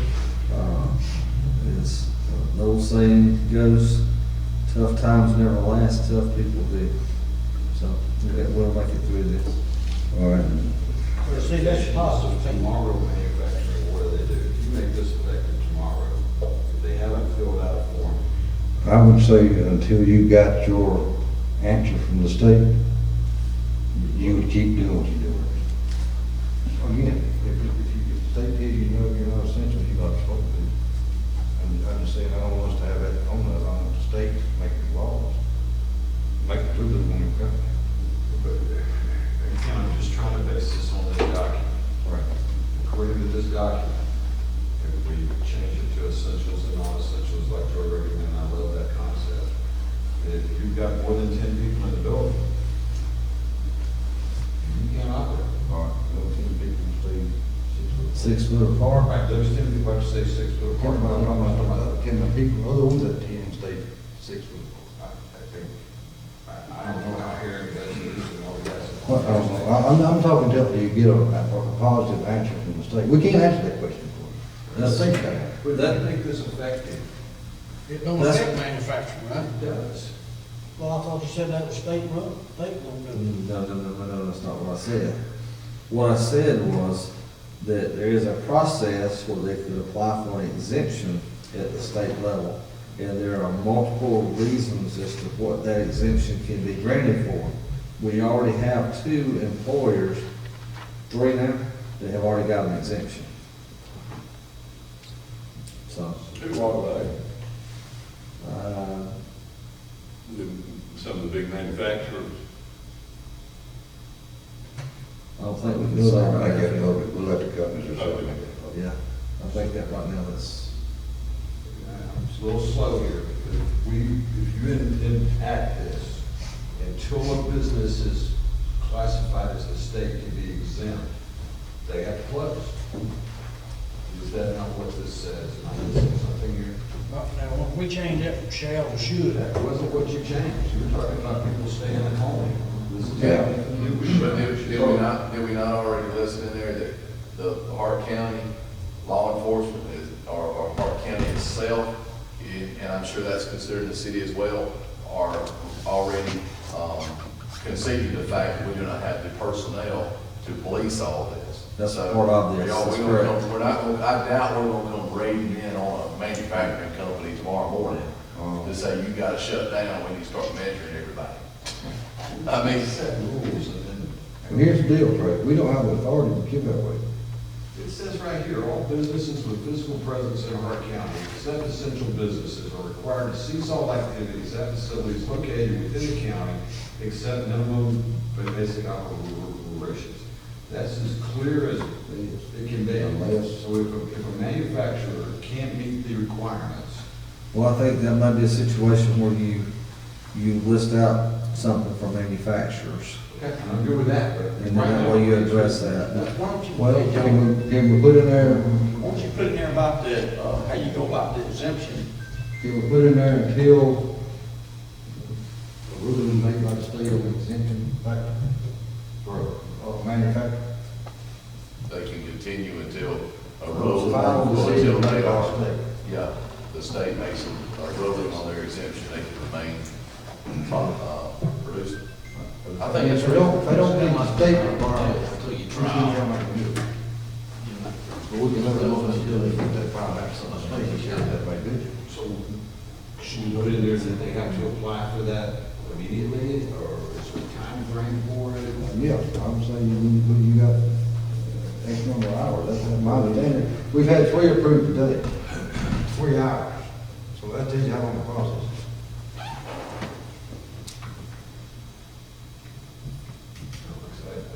Just don't. Well, the way the governor's order reads, it doesn't specify. It just says, that no business, establishment, corporation, nonprofit corporation, or organization shall allow more than 10 persons to be gathered at a single location if such gathering requires persons to stand or to be seated within 6 feet of another person. Yeah, that's state, we can't do anything about that. So that was one of the things that you just read off that was, that the governor put out last night, yesterday. It's on page 2. So 9 people can be close together, just can't No. be 10. You still gotta keep it 6 foot. You got more than 10, but you gotta be 6 foot apart. So, Walter, can we put something in here that says manufacturers can continue and they have a certain amount of time to get Say 48 hours to get a, 48 hours. What'd you say? to get whatever, I mean, the exemption forms they have to fill out, whatever that process is. Because it shouldn't take long, because when I was in Terrell's office, there was 2, then now there's already 3, so. You give them 48 hours after you adopt this to do that. I presume you could, yeah. I mean, can you add that? Yes. We have to add, I really believe you need to add something. I don't disagree. But like I say, but here at the state level, you're still in violation when we say you can not make it exemption. Right, and that's why you gotta give them time to get. The lead But I- violation right now. Well, that goes into effect Thursday. No, it's already in effect. We're in effect. Well, That's some of that clarification. You know, it was so, what we got yesterday was very vague, and I just don't want to walk away from this meeting as vague as on anything. And that's why we've got the detail that's been put in here, and I still think, I think we all know that this is gonna get worse at the state level, there's gonna be more if things continue. We already break out essential and non-essential. Let's just list under, remember bullet point 2, essential, non-essential, and manufacturing, and put a clause in there that, you know, for manufacturing to be exempt, they've got to get an exemption within 48 hours of the adoption, and you take care of that. Because theoretically, they're already breaking the law, if they don't have an exemption, that you like for state law, not county or state law. Does that apply, and you have to forgive me because I don't really know the state process intimately, but would that apply to only manufacturing entities or apply to anybody that wants to apply for exemption? We know it applies to manufacturing, sure. Okay. If he was a grocer, farmer, that's automatically essential, they don't have to do it. And that whole list, what we got there, that's listed as essential, you don't have to go get the state. Commission keep going and be reclassified. And once we have done that, the ones that not described out by the state or by the feds want to put what's essential, what's not essential, that's what I'm saying. So it sounds like we're capturing a list of qualified essentials and their operating standards. Non-essentials mean anybody else that can maintain 10 or less in a 6-foot spacing can continue to operate. And then we're carving out the manufacturer with a 48-hour window to get an exemption from the state of Georgia to continue their operation. So essentially, you've probably got 99% of them. There's probably somebody that'll find. And there will be something that's gonna come up we may have to address later. But keep in mind, the duration of this, if this is enacted, would only be for a 2-week period, because we're gonna mirror what the governor did. But you're going to have to lead up to the process. Right. Right, you either going to have to extend it or amend it. Which we probably will. All indications, I hope everybody's wrong, and things settle down and go to work. But in reality, you gotta look at it continuing on, at least what we had, or more stream stuff. It just depends on how fast it's free. That's the only thing. I think what we all want to do, I know Chairman Dorsey feels this way, I know the Board of Commissioners does, we all do. We want to limit the spread, but we don't want to kill business. So that's really, I mean, you know, this is a. It's a triple-edged sword, not a double-edged sword. Right. So, I mean, you got the businesses, you got our citizens, and personal finances as well as, you know, protecting the well-being and health of everybody. And, you know, a lot of people don't look at it this way and say, you know, you guys are overreacting. You know, we as a Board of Commissioners, we're responsible for 26,000 people in this county. And we just felt like getting something out there that clarifies it as best we can, gives people answers. They're looking for direction, and we're the leaders of the cities in the county, and, you know, I feel like it's our responsibility to give them something so they got those answers. If we get something put together, there's probably still gonna be some questions. We still will have to make, you know, we may have to do a little research, look at making a change or a tweak to it, or whatever the case may be, but at least we give them something that they can make their own decisions and have some guidance on that's at least clearer than what we've got from the state. One thing we also need to clear up is church. I think that's clear. I just want to make sure that we're. Church services are basically ruled out in the state law. They are. we don't touch them here, but they're ruled out by the state ordinance. I think.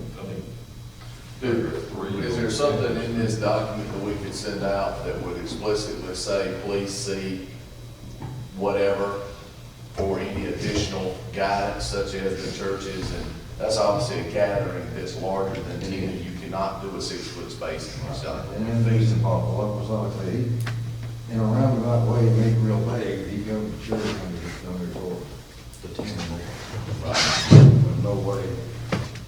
There's no way, you can congregate inside of a church and be in compliance. And most churches have already voluntarily started, they've locked the doors, but are live streaming services and stuff like that. They're making provisions, and most of them that I know of have already done that, or many of them. Well, tell me if I'm wrong, but I've been reading that they have come up with a drug that's possible treatment for disorder. I mean, that's disorder, this disease. I wish you could find us a drug fix this one.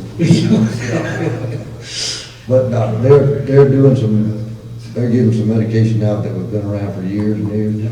And the initial things I'm hearing, they're doing a good job, doing good, I guess, a good job, but it's showing positive effects. You're talking about the malaria drug? Yes, sir. Yeah, there's a lot of question that actually somebody self-medicated and killed died. and died. It is not. Yeah, don't, talk to your physicians, do not self-medicate anybody's self with anything.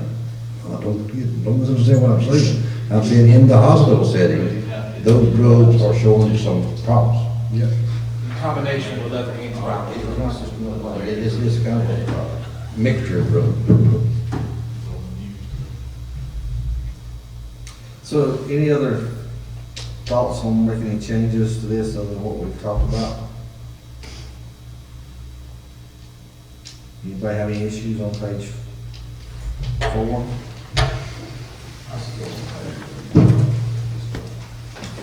What was that, Trent?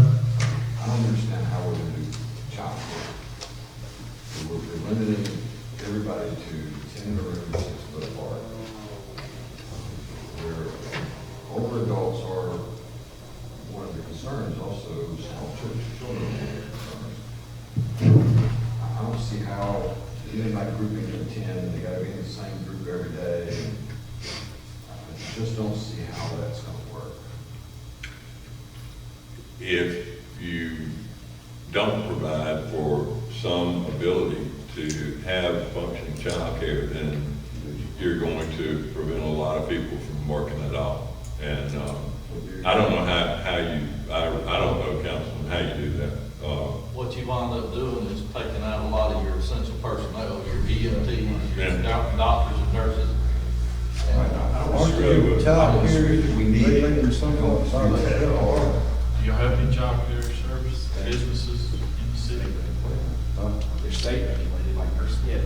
Right. Child cares are regulated by DCAP, Department of Early Childhood Learning, and I don't know what their guidance is for child cares at this moment. On page 4, under essential businesses, I just think there needs to be a definition here under paragraph 3. It says food cultivation, including farming, livestock, and fishing. I think there should be harvesting and sell as well, should be added to that. Harvesting. Grocery store and farmer market would cover sale, but What if you have a livestock sale? you talking about livestock. Farming is a pretty general, it's not defined in detail. Well, I'm just saying, like, Farming would include all the fundamental parts of farming, planting, plowing, harvesting, shipping off, selling. sale of livestock.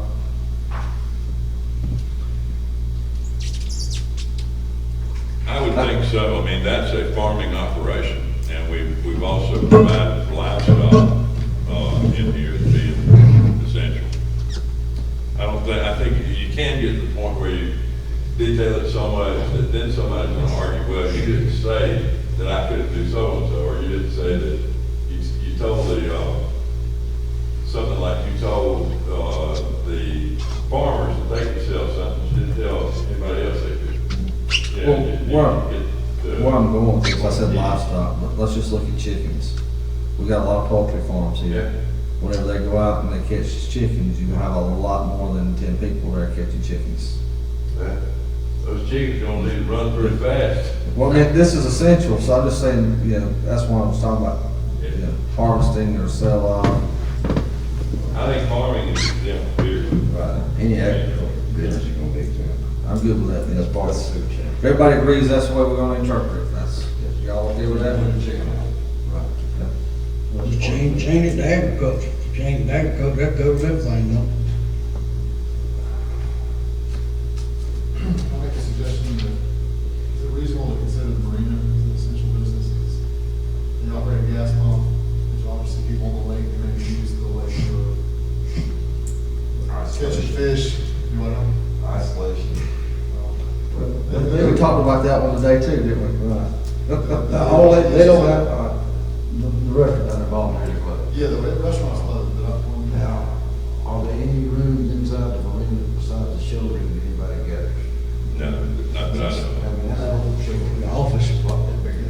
the offices, but they're pretty good for a place to park. People come up on the dock to get gas and stuff, that's just like talking to gas station. Yeah, that would So, be I don't see anything in it that would restrict the marina when you consider it for people for transportation, they consider it infrastructure. Just one. Stretching it, they consider it. That maybe fall under related facilities in there. Section 6. Let's do make a point of letting people know that the lake is not closed. We had 2 people call in asking for it. Well, actually, what side of it is closed? That's campground. Yeah. Campground. The ramp are not, more to the lake. No, but the bathroom facilities on the lake are probably closed at any point. As a county, you close all playgrounds and parks. With this completely closed down. Yeah. We have restricted them. We did that at our last meeting last Wednesday. I'll tell you, the city of Royston's not close to Wellness Park, because it's 40 acres and people can walk as long as they stay. And well, again, that's walking trails are restricted. We're talking about close up playground. We're Playgrounds. discussing marking playgrounds closed. We got a brand new playground out there, ain't nobody playing. This'll pass, but I promise you, it'll pass. Yeah, that's the part that worked right there, it'll pass. It pass, I just said we got to ride. Playgrounds are closed. Correct, it would be active summer go to. Picnic. Basketball courts, say, basketball courts, yes. Picnic shelter. Can we put something on, like, the Glacier Park? We've got basketball courts, and tennis courts and all that. Well, that's not to say like, basketball. That's what I'm asking, but you, well, 10 or more. We're gonna close the little playground down, but there's kids all over, scattered during.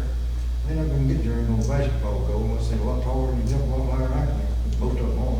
As long as it's less than 10, then. As long as it's less than 10, no big deal. You can go out there and play tennis as long as it's less than 10.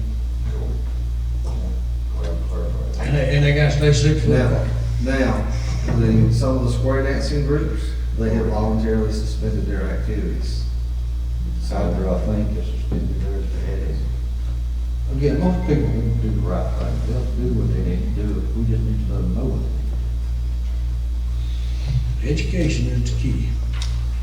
If you want to, I've got a proposal on manufacturing, which would be on page 5.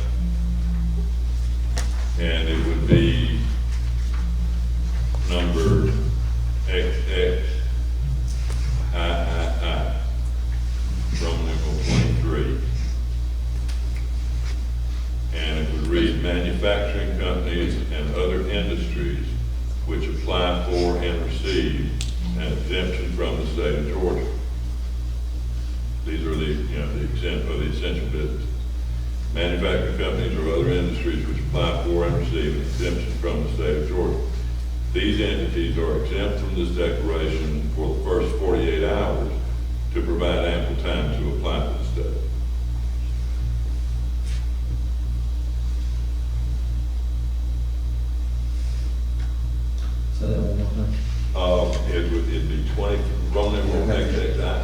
Manufacturing companies and other industries which apply. Yeah, for. manufacturing companies and other industries which apply for and receive an exemption from the state of Georgia.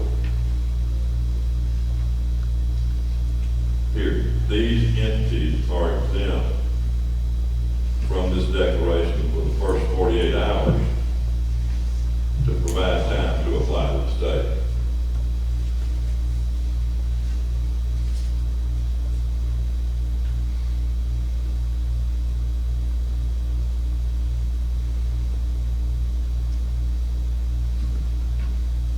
Okay.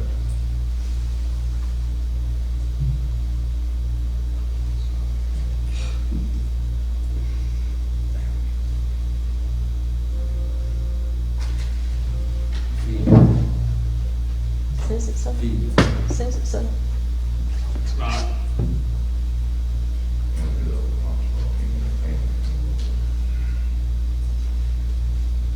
Any other changes?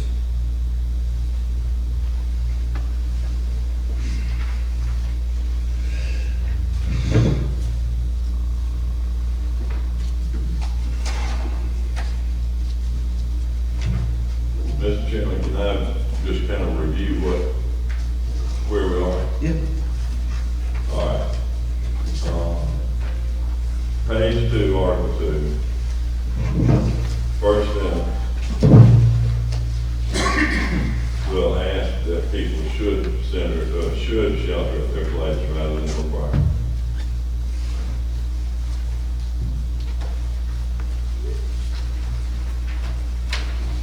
I believe it's page 3 would be no change. Page 4, no change. Page 5 would have the article, Page 3. 23. Page 3 will have changes. All right, well, page 3 change. Non-essential, Pardon me? non-essential businesses under number 2. Non-essential businesses will continue to allow to operate provided they met the 10 and 6 rule.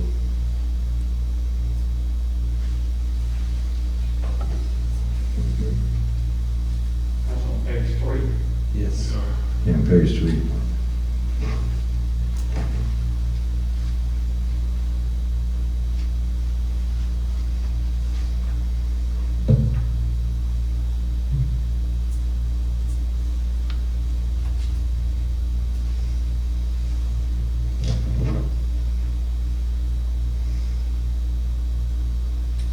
Well, mine suggested you just change the second sentence on that paragraph 2 from required to requested. Because I don't think that if non-essential businesses are exempt, then basically no one is required to cease activity under this order. There may be Well, others. the non-essential, if you don't meet the 10 and 6, they would be. That would go back to your salons and nail things, and, well, they can't, I mean, that, I hate that's even the case, but there's no way they can comply with the governor's 10 and 6 rule.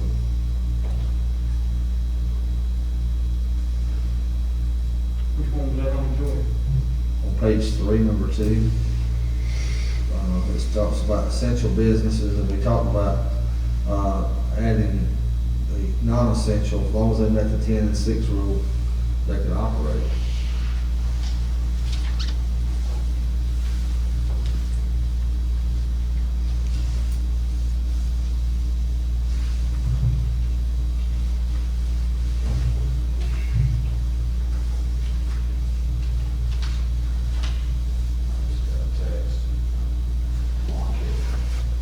Outdoors, Not good. that's exempt. Most everything take place outside the event. No, construction work, We say repair that. work, all that's essential. Where? You see that, I'm sorry. You get along with walkable, we stay 6 foot apart.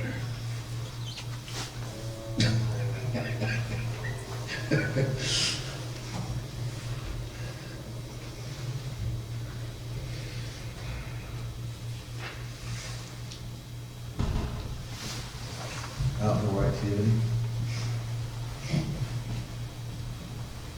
page 4, paragraph 3.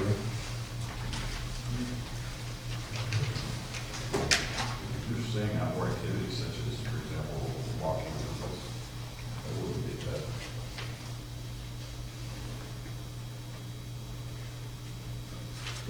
Mr. Chairman, I've got a suggestion on paragraph 2, page 3. This would be the final sentence in paragraph 2. Non-essential businesses may continue operations as long as no more than 10 persons are allowed inside at any one time, and the social distancing requirements are followed. Let me read it again. Non-essential businesses may continue operations as long as no more than 10 persons are allowed inside at any one time, and the social distancing requirements are followed.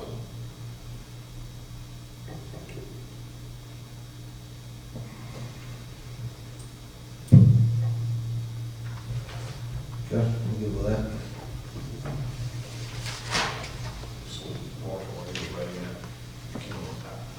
Businesses like lawn care, services. Would that be a real estate service? Lawn care? No, all that's exempt. There's no. Right, that's what I'm- Working in gangs more than 10. I just don't see that here. I see. It doesn't, the state not put any regulation on them. Any kind of construction, like Shops. Well, why don't you just put it under, maybe item C3, Roman numeral 3, to read food cultivation, including farming, livestock, fishing, and landscaping. Well, that doesn't quite right. Outside activities. Well, that's getting there anyway. Landscaping services.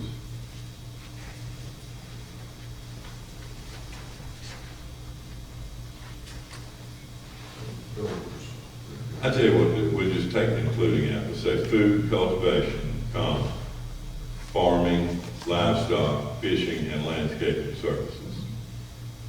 What about builders? That's included in stuff that takes, that happens inside a residence, That's also an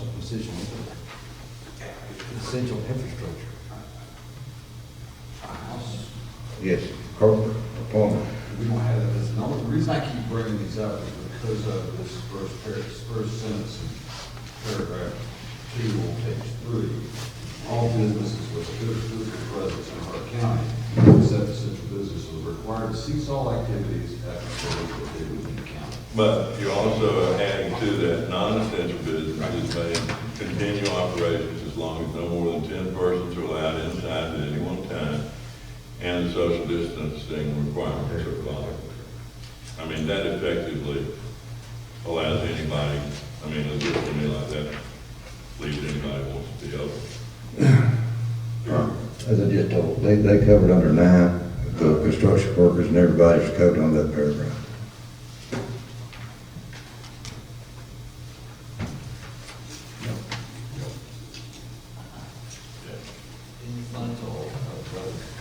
Yeah, plumbers, electricians, terminated to the service providers. Anything to provide, Yeah. if your roof leaks, you gotta have a roofer come fix it. You don't run mold on him. Like, if you want to, the case can be made for nothing. Anything. Oh, I have no doubt about that. Everybody wants to believe that their business is essential or fundamental. The whole purpose of it really is to try to stop the spread of the virus. So the thing on cosmetology and the nails, that there's no way they can maintain a 6 foot. Make sure I did that right. If they do all of them play basketball. He was not specific in that. Do we want to be specific in that? What you got? I think you were, when you're non-essential, when you said, gotta meet the It's 10 not essential, I mean, put that language in that you want, and that's how it's going And to. we've had inquiries. As long as they can do 10 and 6. But I mean, there's no way, you know, if you don't want people to follow the rules, you know, I think we're always going to have time, and none of this needs to be done. Let's just default back to the governor's order and follow it. And we're gonna be bombarded with everybody's got questions, so it's not clear. Just trying to clarify, what's the difference? Ask. What's the difference in me taking money from you and me cutting your hair? Because you're just going. You maintain that presence. You can't meet the 6 foot distance. I guess if you had 6 foot long arms, you might cut somebody's hair.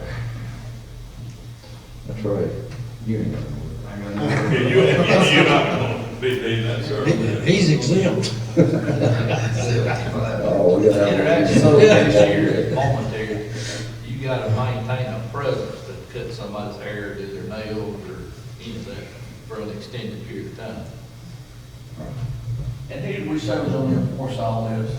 You what? Who's gonna enforce all this? A lot of it's gonna be self-enforcing. If they're found in violation, it's in here, the sheriff or the code enforcement, whoever can Public health. Public health is gonna end up being the primary keeper. I mean, that's in the state, that's in the governor's, rules. They just had to figure out how they're gonna do it yet. So the question come up today, about, and I will go back to this, about restaurants. You and I talked about this briefly earlier today. If there's a dining area the size of this courtroom, and they can maintain 6 foot spacing between people. Right. So the guidance was passed down to us from Department of Public Health, the state, DPH, that basically closed all the restaurants statewide, dining rooms, for an imminent health risk. And so they used our chapter and our food code to support that. So we've asked for voluntary guidance or voluntary compliance with that, and all the restaurants here have offered voluntary compliance. If need be, we do have the authority to suspend permits and take them through that process, but we're looking for voluntary compliance in all of our district. And that was an imminent health risk due to the COVID virus. Okay, I want to clarify that real quick, if you don't mind. The email that I saw from you today, this was not voluntary. Well, it says shall in the wording, which one of the restaurants pointed out to me earlier, and that, like I told him, the shall is a soft recommendation, meaning that we are enforcing this rule. This was passed down as guidance from DPH, and as a permit holder, you are responsible to follow guidance from DPH on this particular closing of your dining rooms. However, if they don't voluntarily comply, we will have no other option. But It's not really voluntary. Just want to make sure we're clear on that. that's right. I mean, Well, he said that they were voluntarily compliant. They were voluntarily compliant, yes, to the directive from DPH. Yes, Stop signs is voluntary. It's- and most of them, they were already doing it for the most part. You know, I want the public to know, every business I'm in town, and everything's possible, they can do with all the guidance they can give us, small business. And all of them, really, most, and I was very impressed and thankful for these people. If you'll notice, quick this come out, most restaurants shut their dining rooms down. And they need their client, and the reason, they know the clientele better than we do. And I want to give kudos to all of them for trying their best to do the right thing. We also need to put something in here as far as federal funds reimbursement. Do we not? No. Yeah, we don't want anything to put in about federal funds. I thought we did. No. You don't know anything for sure yet. That's, Yeah, you can't control that. In the event that what happens, where I was going.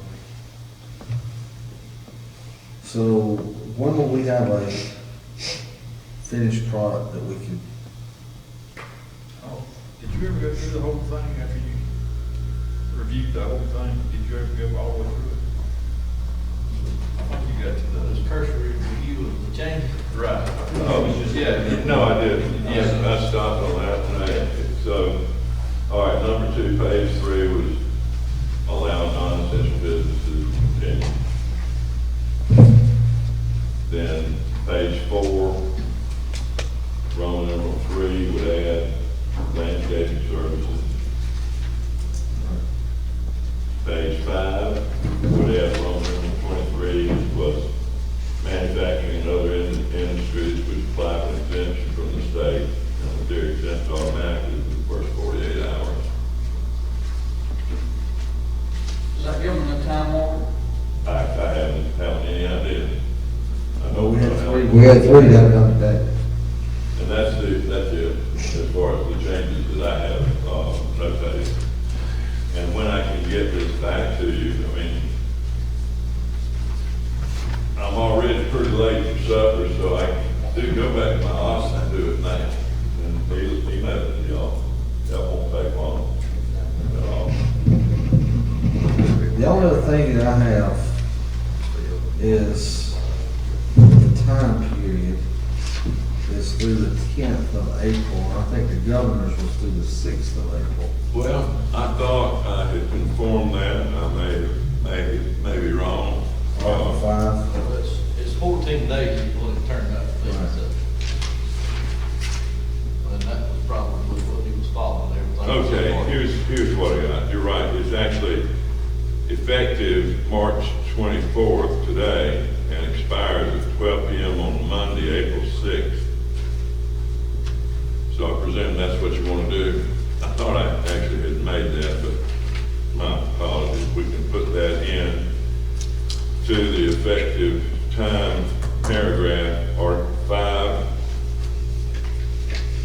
Is midnight all right, or you want something besides midnight on April 6th? I think it should just mirror what we got from the state. I think that's good. Now, my only question would be about the effective date. Well, he's got 12 p.m.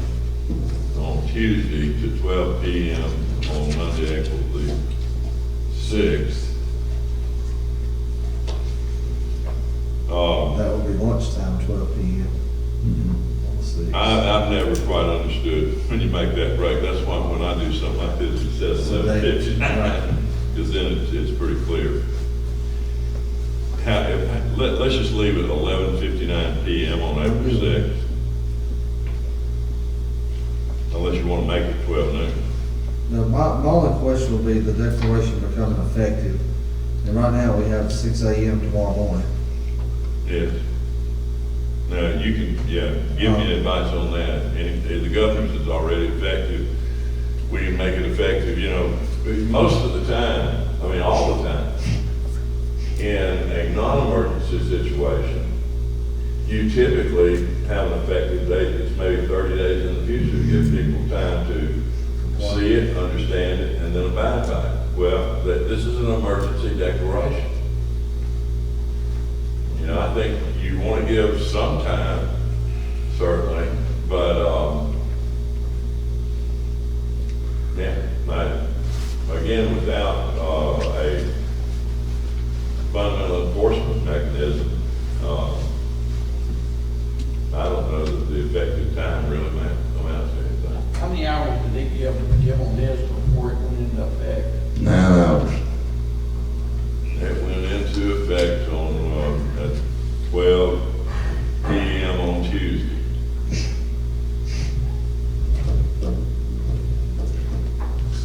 For a period of 14 days, expiring at 12 p.m. on Monday, April the 6th. How about He How did about this 12 at tomorrow? 6 o'clock. He did this at 6 p.m. on the 23rd, so he would have given about 18 hours that gives the folks 4 hours in the morning to make some decisions.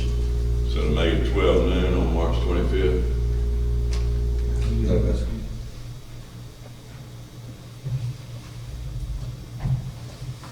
I'm gonna just put that as 12 o'clock noon.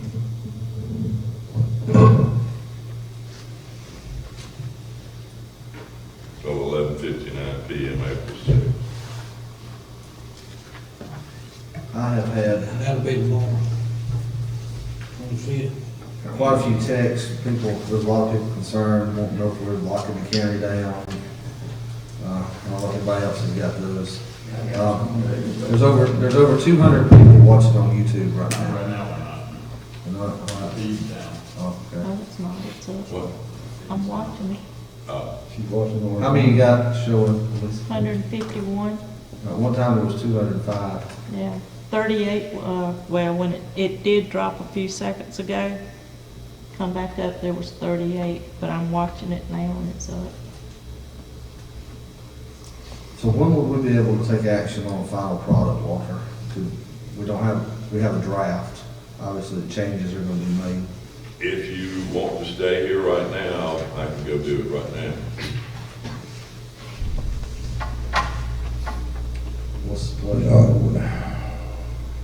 Yeah, if we're gonna vote sitting here together on public, you're gonna have to do it that way. I know that we have another call meeting tomorrow to do it. I would say you could approve the draft. You the only one that has to sign it. Why couldn't you approve the draft? Yeah, approve the draft as is, and we give people that much more time to get started on this. All the thing needs to happen, like Mr. Jordan and the chairman initial the changes that he's made on that document he had in front of him. I'll put them into the one that I'm about to do, so that will become the And once it's signed, I'll upload it to the state, to the governor's office, and we'll post it on our website for visible public. if you want to sign it tonight, that'd be fine. I'll be through with it in 15 or 20 minutes, I think.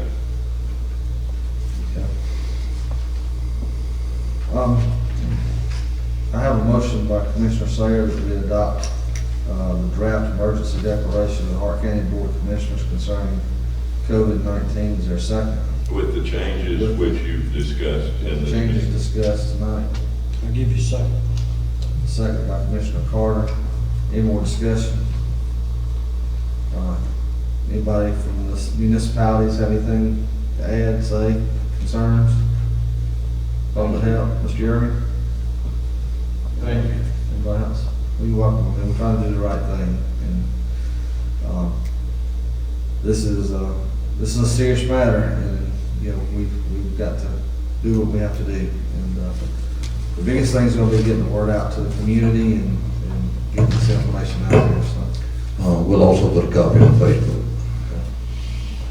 I have a motion and a second that we approve this. All in favor, raise your right hand. Motion carried unanimously.